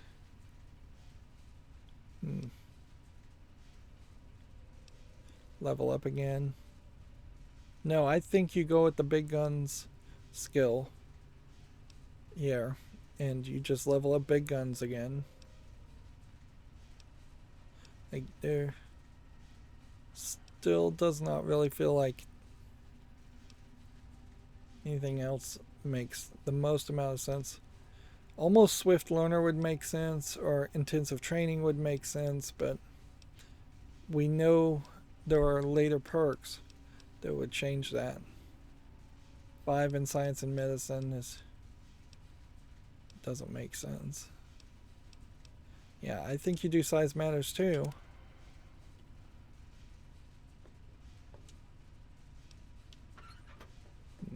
Am I over encumbered? Possibly. Am I finding scrap metal? Yes.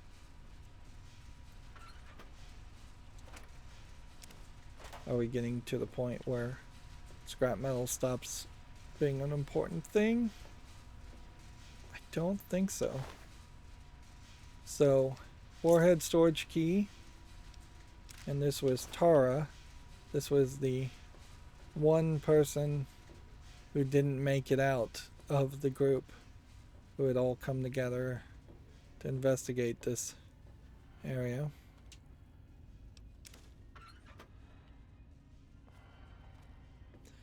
There is an argument for doing more damage to specifically those enemies.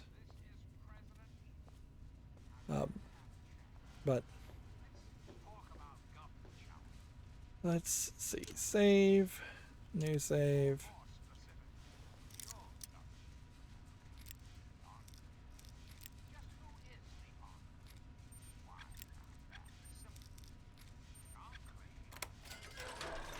Right.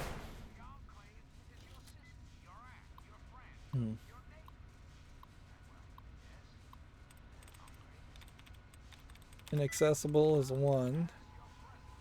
Conversation is the other. Wow, got lucky there. Alright, so some more XP.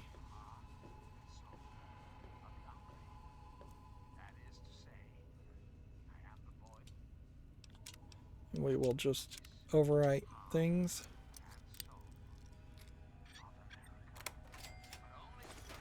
If we can do the lockpicks with one bobby pin, that's great.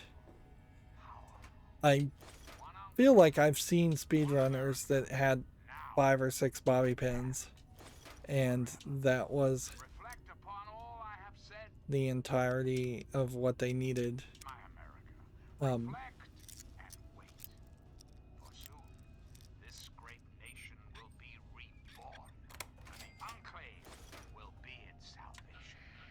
We never found anything as far as this. I don't think there's like an achievement also for turning off every radio in the game.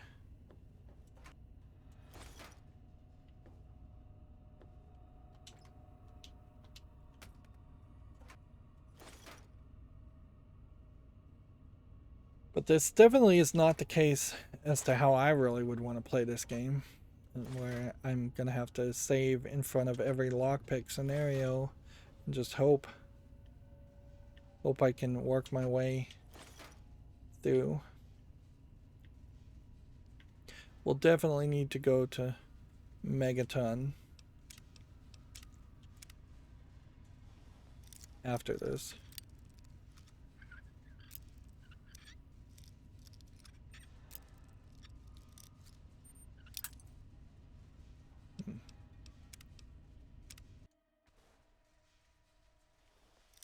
Now, here's a question. Is it reset when you load? It looks like it is, because I definitely felt like that was a different location.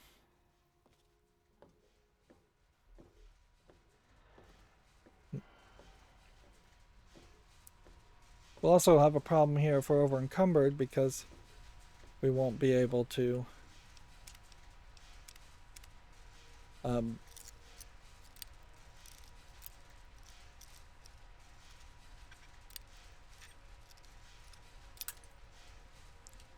right. I do think you get way more feedback.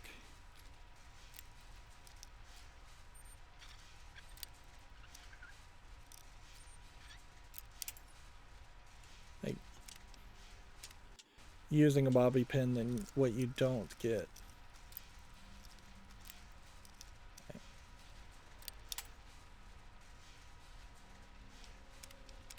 So it is probably better to try and lockpick.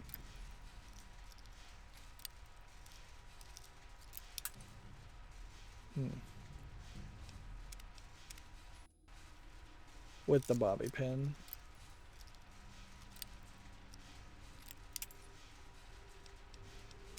But you have a choice you have to make.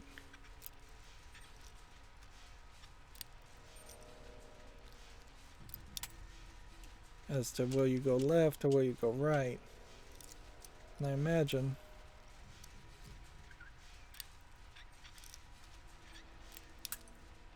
it is.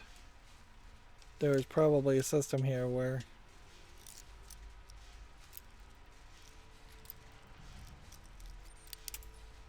you should go left every time and just try the same locations. Like, immediately try here, immediately try there, and then immediately try there, even if that potentially is the way that is giving you bad feedback.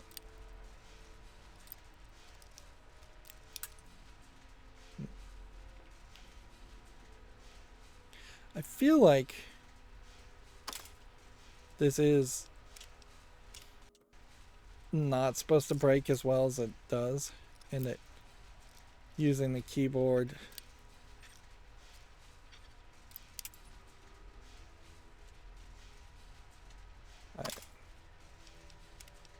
we should also just try and force it after it fails.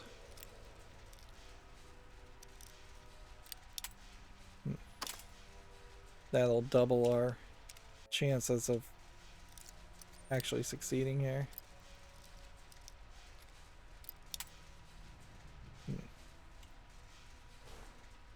Of course, if I do break the one bobby pip that I have, then we are back to catch 22, but at least this door will be open.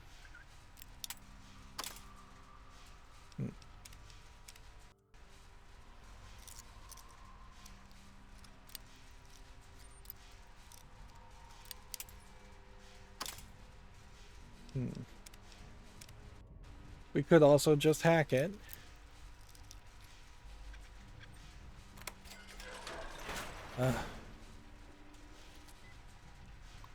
But we want that XP. It's not like we've maxed out our XP or anything. Technologies, enhancements, conspirators, really long words.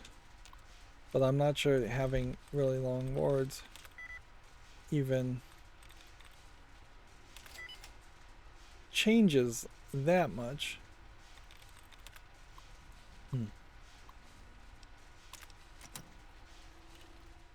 Because I think you can probably do a decent job of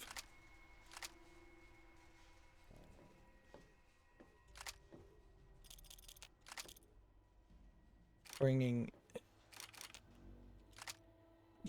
down your odds. So this was the weapons armory of this facility. So we're finding a whole bunch of guns in this room.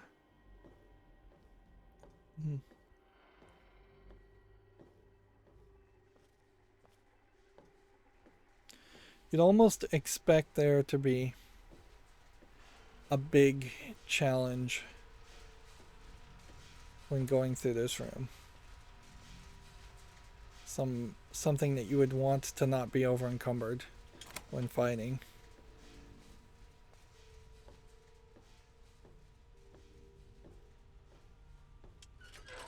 I almost would also expect there to be a lot more to it. But funnily enough, here we have a fat man, some mini nukes, a medicine. You have a very nice looking terminal here, and I guess the armor was probably right there.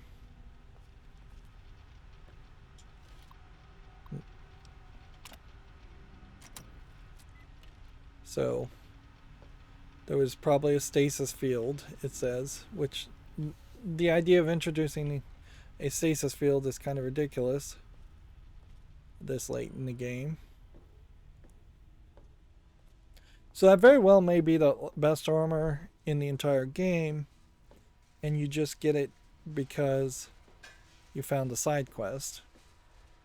Or at least it's a unique armor in a game that has incredibly few unique armor elements. Yeah. Cigarettes. If that's the size of a cigarette, you would assume a bobby pin would be smaller.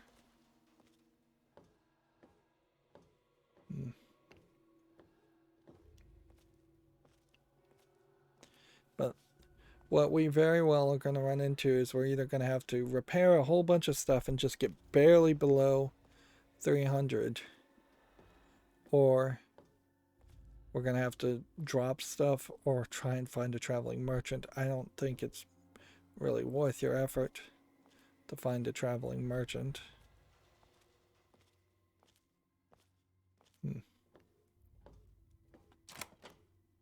Yep, and that got us here. I don't think there's... Yeah, the question is, where would the ICBM missile have been? This, and this. We're at 416 right now.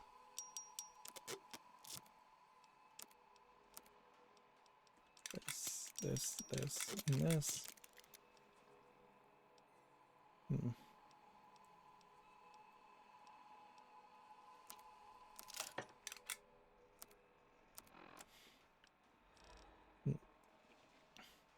Enclave power armor and Outcast power armor are different. And can't even be used against each other. Ranger battle armor versus recon armor. Probably dropped a recon armor. We are at 75 still. Read a whole bunch of books to get our stats even higher.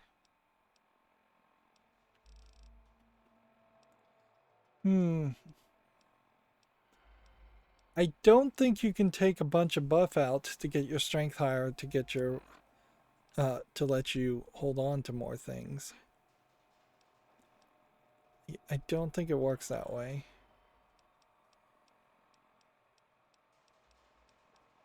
Dropping 7 pounds on the lunchboxes may be our only real choice.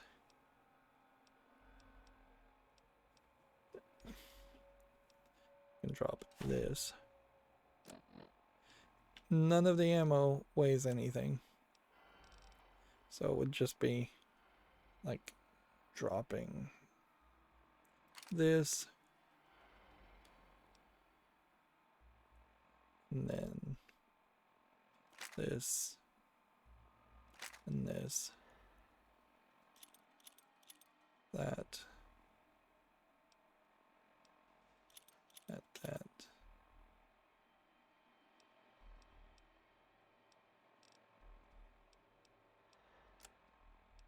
That's still not enough. You just can't hold on to this much stuff. 3 power armors at a time.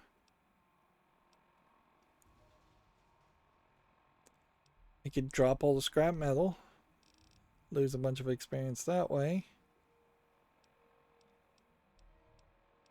I could drop 7 pounds. I'd still be 30 pounds over.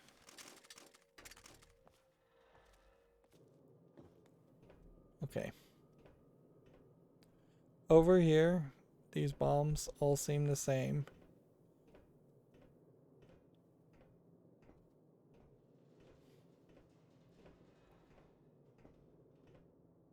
Suppose we should experiment.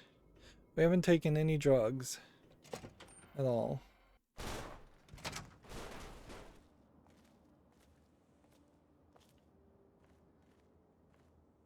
I feel like the building is missing.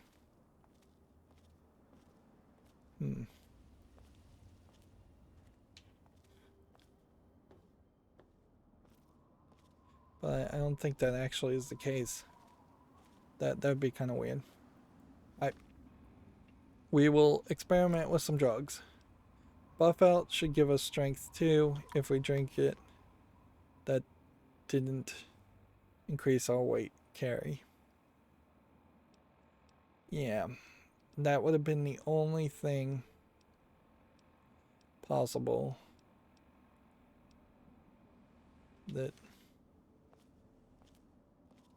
would have increased our carry weight.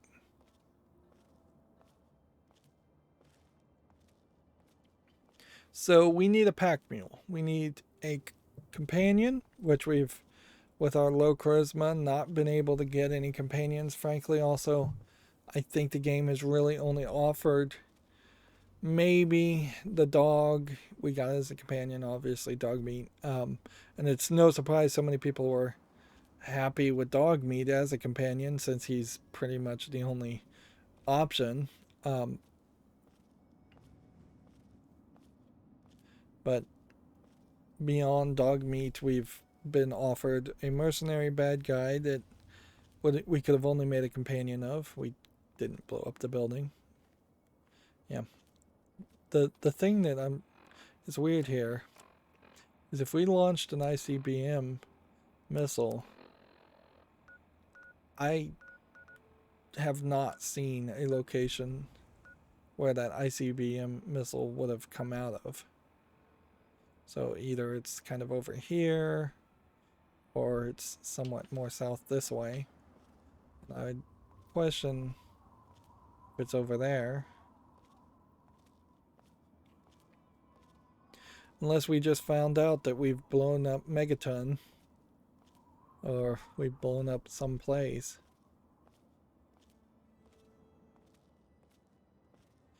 I wouldn't even be surprised if we get a kind of bad notice at the end of the game because we set off an ICBM without really knowing why.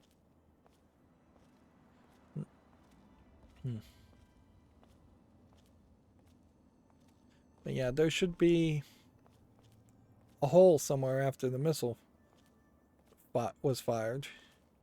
It's understandable that there wouldn't have been a hole before. It's not potentially crazy to bury the tops of missile launch silos to hide them from being bombed themselves, but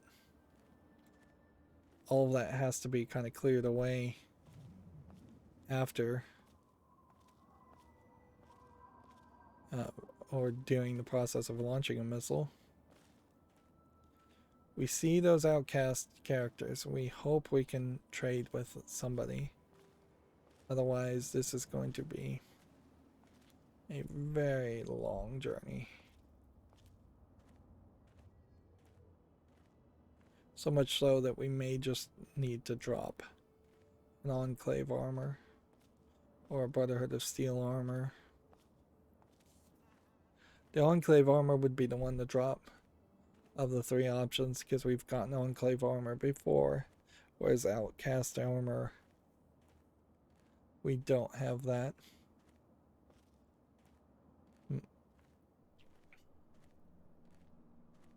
And I felt like the Outcast in particular were a DLC collection of characters.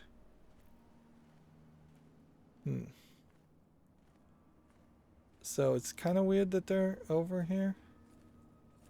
Why don't you go bother the Brotherhood or something? These guys do just feel like they are wandering around. Why don't you go bother the Brotherhood or something?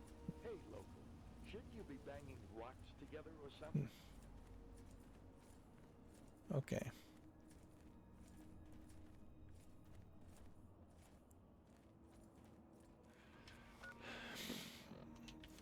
Trying to get over here and see. So that didn't work. Does feel like there is something in this general vicinity. So now I'm just looking for any container, potentially.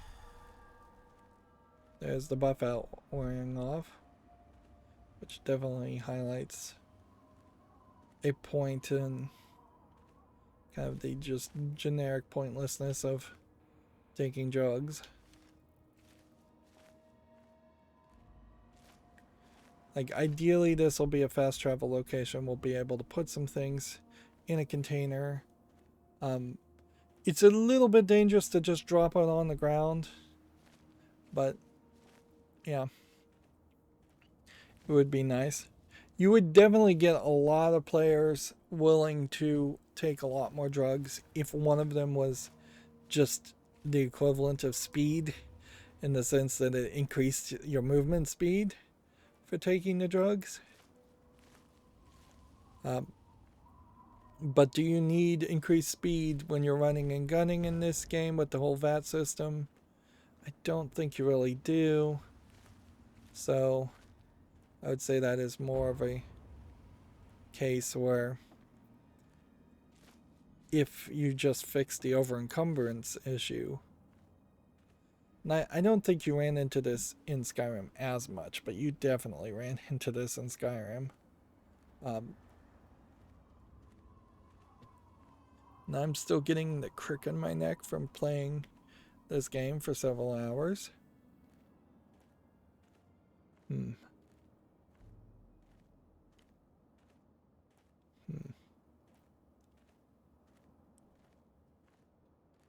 Which I did try to put a pillow to work on that, but problem is I would have to be leaning back so heavily into the pillow. That kind of looks like that might be a missile silo. Or a missile launch pad, not a silo.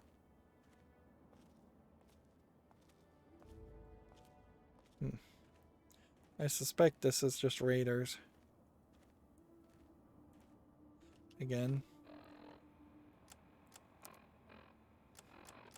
Let's just turn on the sniper rifle. Talon Mark Company.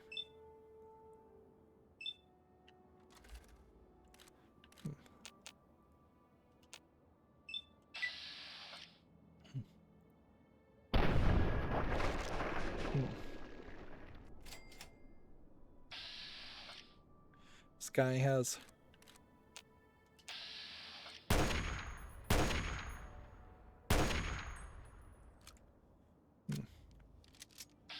a missile launcher on him. Two guys with missile launchers. So we may be finding where the Talon mercenaries hang out.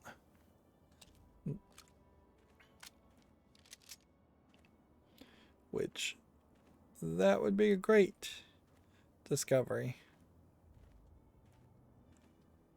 Take these guys out once and for all so they stop showing up. I think they'd probably still show up, but would be an improvement. Is this one of those Enclave radios? Nope, it's just a bloatfly.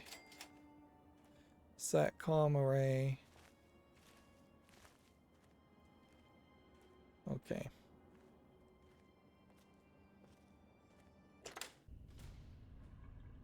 In we go.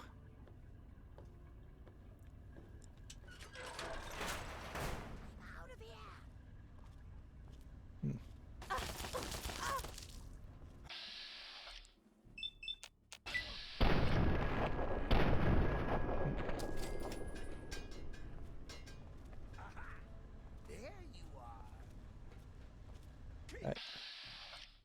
So we have a Wastelander, a ghoul that seems to be running.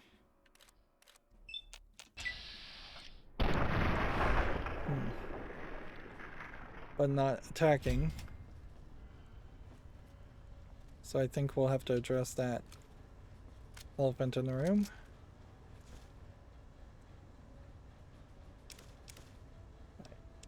Items now. Enclave, outcast. That'll keep me moving.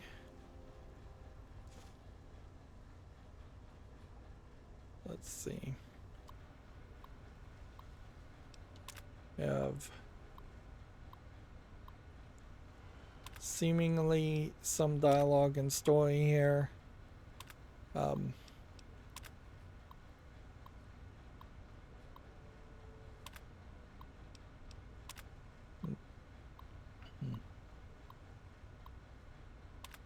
This might actually have to do with that naughty nightwear and having to deliver it. That there's some kind of...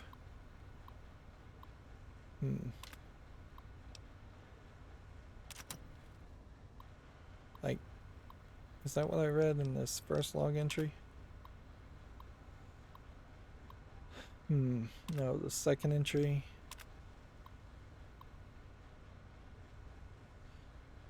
Nightwater trouser is a call sign of some sort. So there's like some quest or story here that's going on.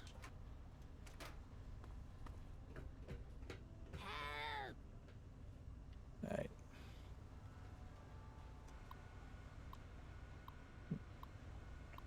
The turret control system here was way up here.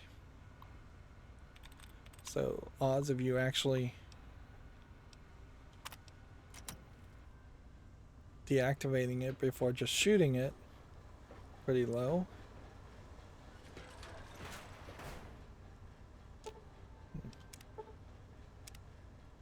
Yeah. If I'm gonna try and make bottle cap mines, which are not really worth it, I should I would have to collect other elements instead of just the bottle cap lunch boxes. Let's see, she ran up to the top here, which, like the Republic of Dave, this is just going to be a case where we probably just made them scared, and that's just going to be their standard state going forward.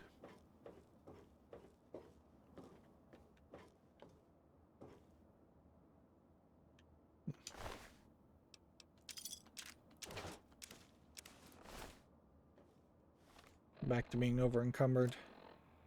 We'll drop the Talon combat armor if we can't use it to repair our other ones. Just over the edge. That goes.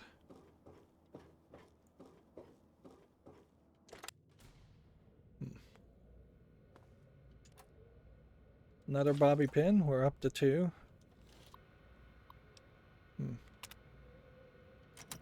So this may have been the position where we needed to point the ICBMs. So we may very well come back to this whole... this guy.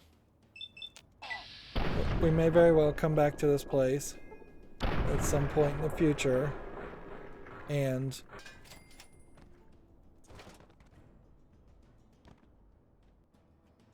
have to do something more.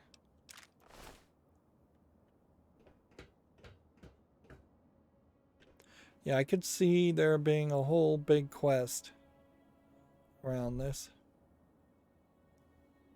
Right, how much stuff are we holding? Exactly 300. Great. Perfect. So, fast travel to Megaton. And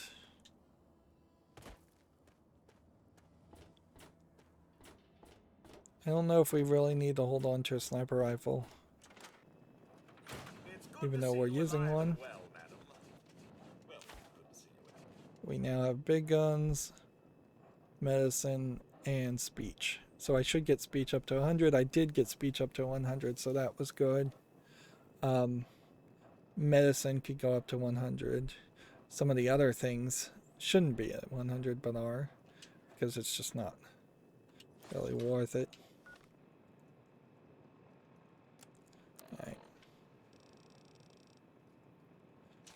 Put on our repair suit. Repair a fat man. Repair a flamer. Repair. One laser rifle needs to go.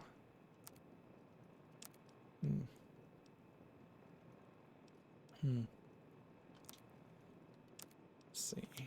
One missile launcher needs to go.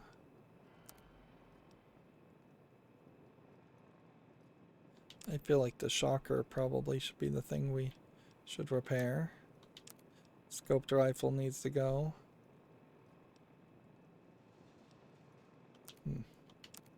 Sniper rifle needs to be sold.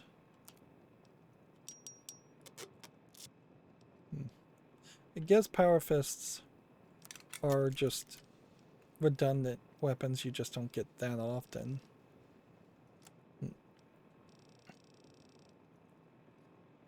Advanced radiation suit. What can we even repair here? Linden's outcast power armor.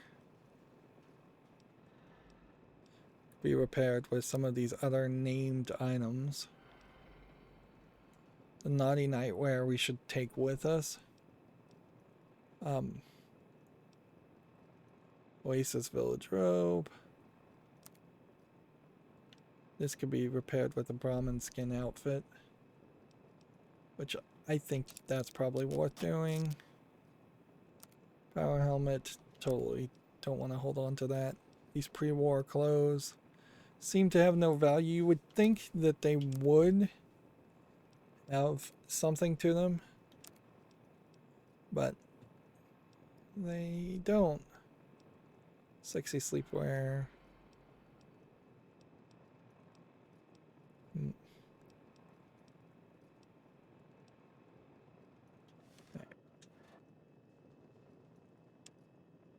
So we want to sell the bottle cap mines. Hold on to this. Keep this. Keep this. Keep this. We're keeping a laser pistol really for no reason. We're keeping one laser rifle. We're keeping the minigun for really no reason. We're keeping one missile launcher. This nuke grenade we'll never actually get to use. Like, I feel like some of these explosives would definitely just blow your own hand off or blow yourself up. Is there a reason to keep a silenced 10mm pistol? No. Keep one sniper rifle. And then now it's just going to be all about holding on to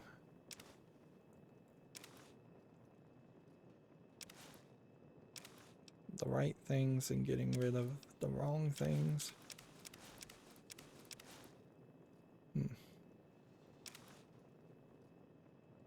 Ranger battle armor is what we're actually using.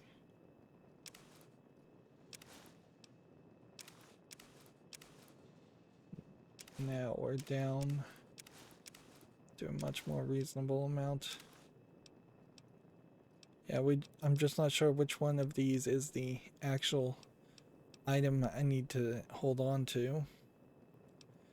But 2 weight is probably not that big of a deal.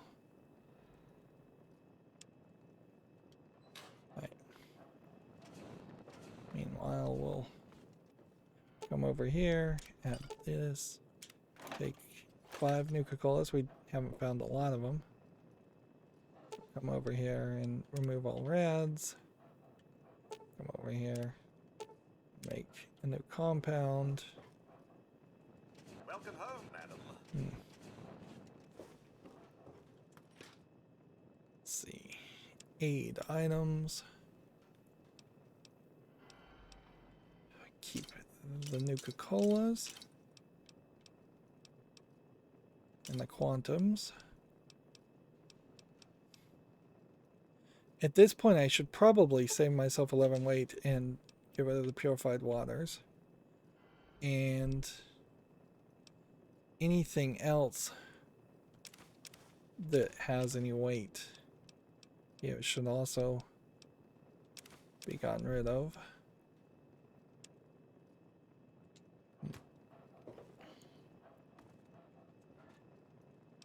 Let's put now our miscellaneous stuff. It almost makes an argument to have one bobby pin extra.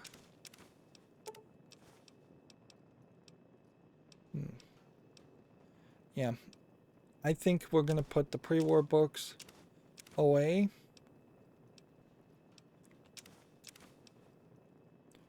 And really think about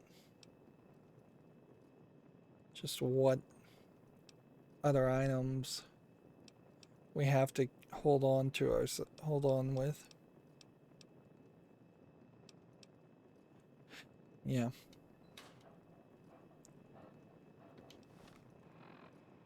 So inventory wise, some stuff to sell. We'll sleep. Be well rested. All of us here thank you for everything. It's Interesting that the megaton settler is dressed that way. I wouldn't have thought that would have been a standard outfit. Like, I would have expected them all to be more dressed like that.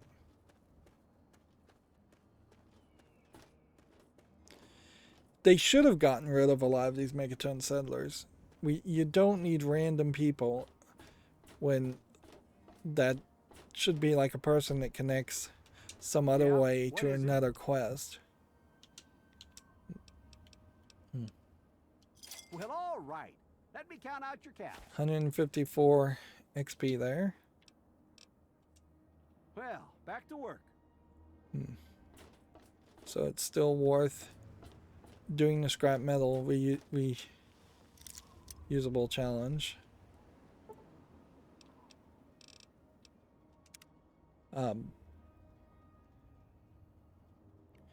So if this shop closes at 9 p.m., it should be open at 9 a.m., right?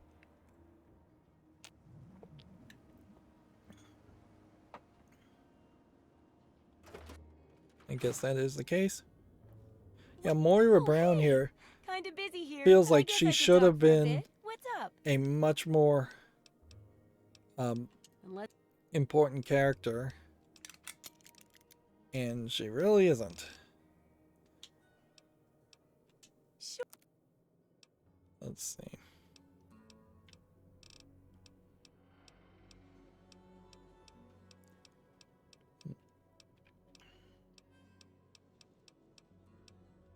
Buy scrap metal.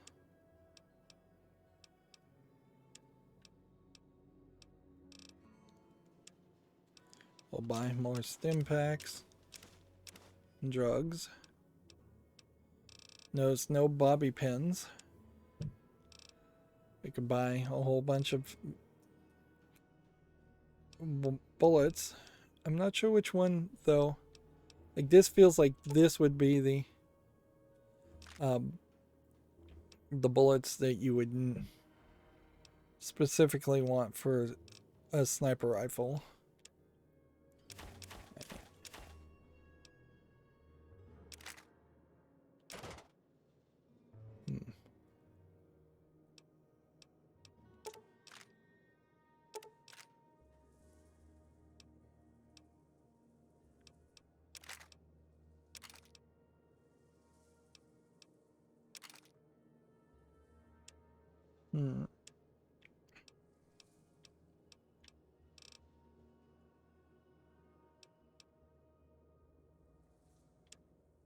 Is there anything else we want to sell?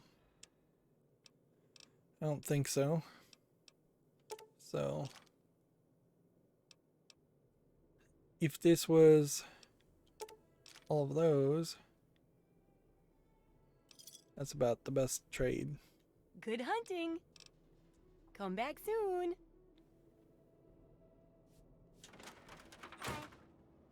Yep. Yeah, and anytime I see a kid, I just kind of assume that it's potentially a spy for Little Lamplight, and there's no good reason to believe that, but they are just so rare. It's the equivalent if you walked into a city and you saw an android, you'd go, oh well, if there's any android faction in a game, clearly every android would be in that faction, when even if that wasn't true. Our stats and everything are still very good. Is our speech up to 100%? Yeah. Okay. So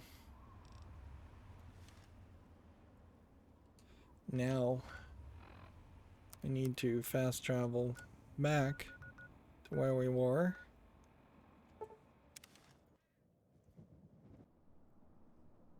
And then come back in here. And maybe the Wastelander will not be afraid of us. Nope, still totally afraid of me. Interesting. You have like wires coming out of the drain here. Which makes it feel like there's potentially another area here.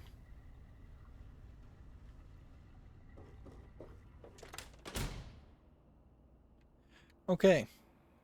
So it's been another 2 hours and 30 minutes. We're going in that general direction. I'm not sure if we can ever really find the missile silo site. Where are we also as far as our weight? That's the big deal. We're at 161. Just because we picked up the power armor stuff all over again. So there is a very decent argument to just go back to Megaton right now, clean it up, and eliminate. See. So yeah. You have once again just a big empty vast area that looks like it might have been bombed out. But I'm not seeing any missile silos.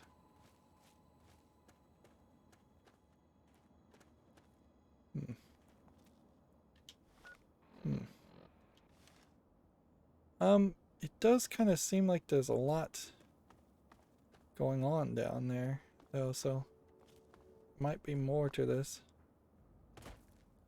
at first glance.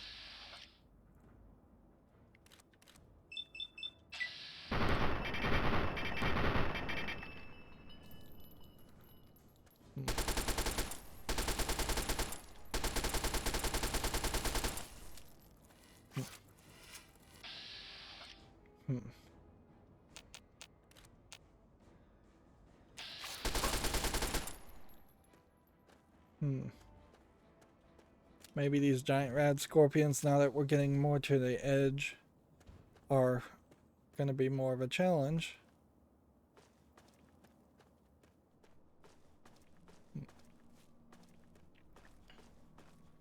But yeah, you can see what I can only assume is the radioactive lake is here.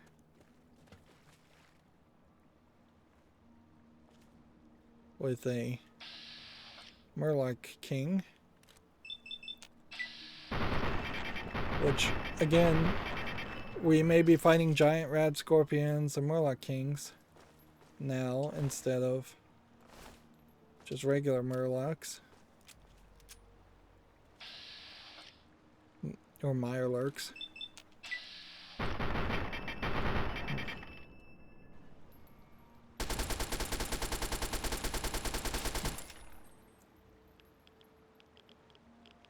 Yep.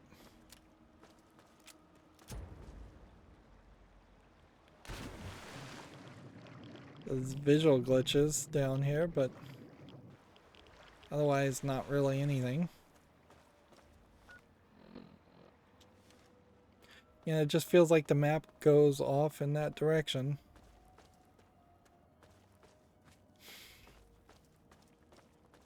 It would make a lot more sense if there was a quest to kill all the mirelurks, or if that was labeled as Tom's fishing pond or something just silly and colloquial like that.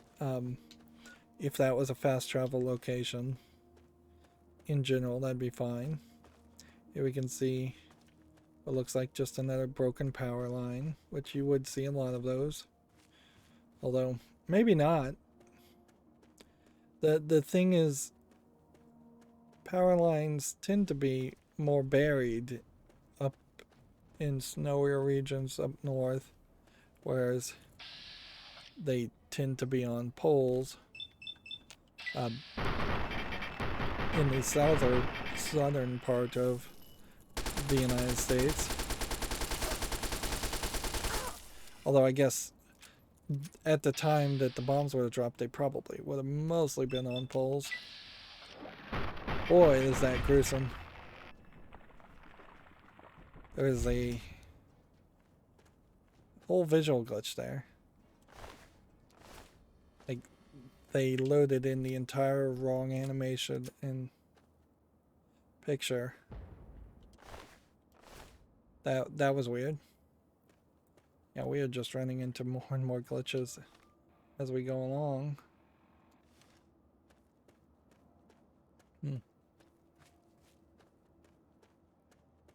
Yeah, I feel like what we're going to run into and find out is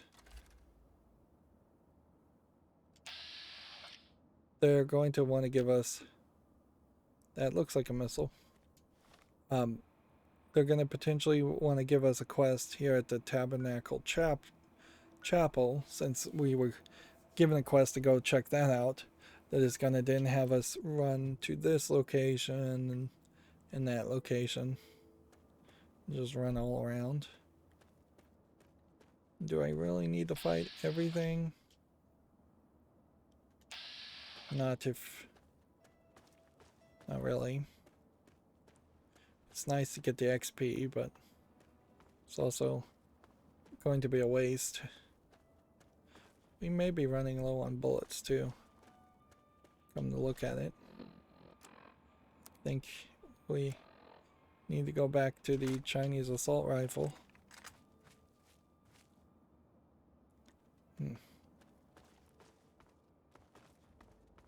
If more of these Enclave bots would zap small creatures and attack small creatures, you might hear a lot more conflict in this mostly barren and empty world.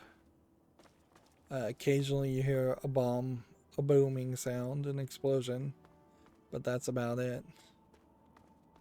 This looks like just a collection of flies when it's a bush.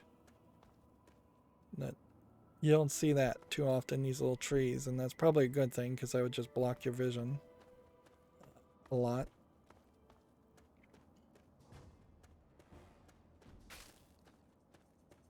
Somebody's attacking me.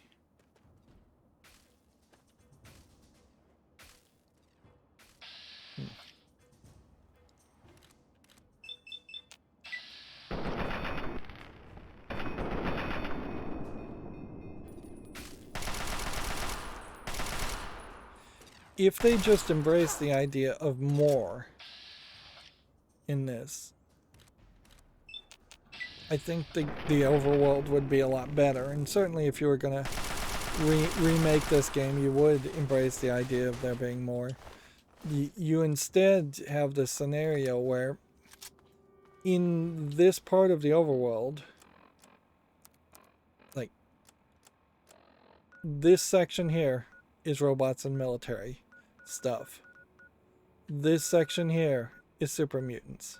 Anywhere we see water, you might see a little bit of mirelurks, and I guess that's it. And then anywhere in general, you might see bandits. This section here in Paradise Falls and at the memorial seems to be exclusively mutants.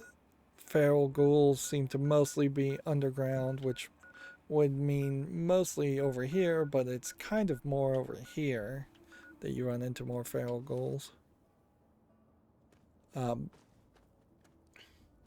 And that really doesn't work. There's no reason to separate people out that much. You should just be constantly cycling between, oh, is this a dungeon with feral ghouls, or is this a dungeon with raiders or slavers or mirelurks?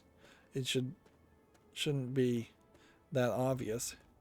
If for some reason you just really, really loved to kill raiders, they shouldn't let you do that.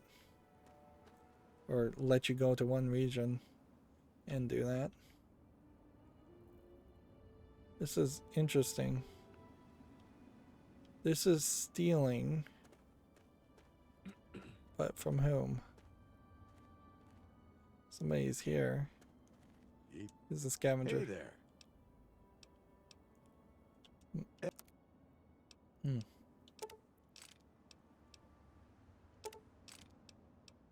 Let's see.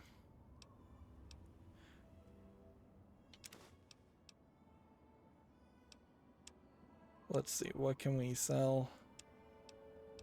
As far as things we don't want. I think you sell 11 stim packs. Alright, nope. 10 more stim packs.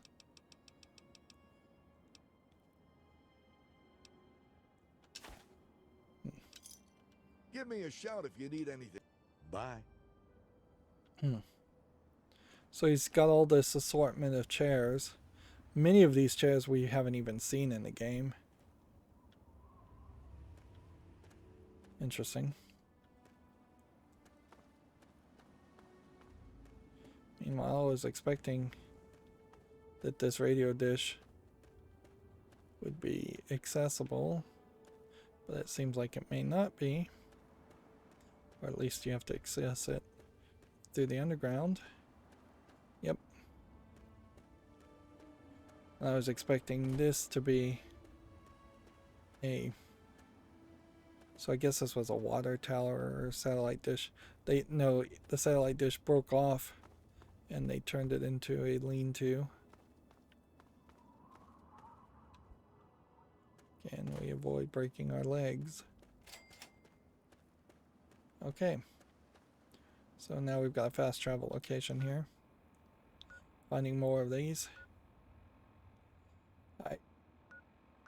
I wonder if the Dickerson Tabernacle Chapel is the Children of Adam, which we haven't really done anything with at all. Let's see if this auto saves, and that is as good of a place as any to end this recording.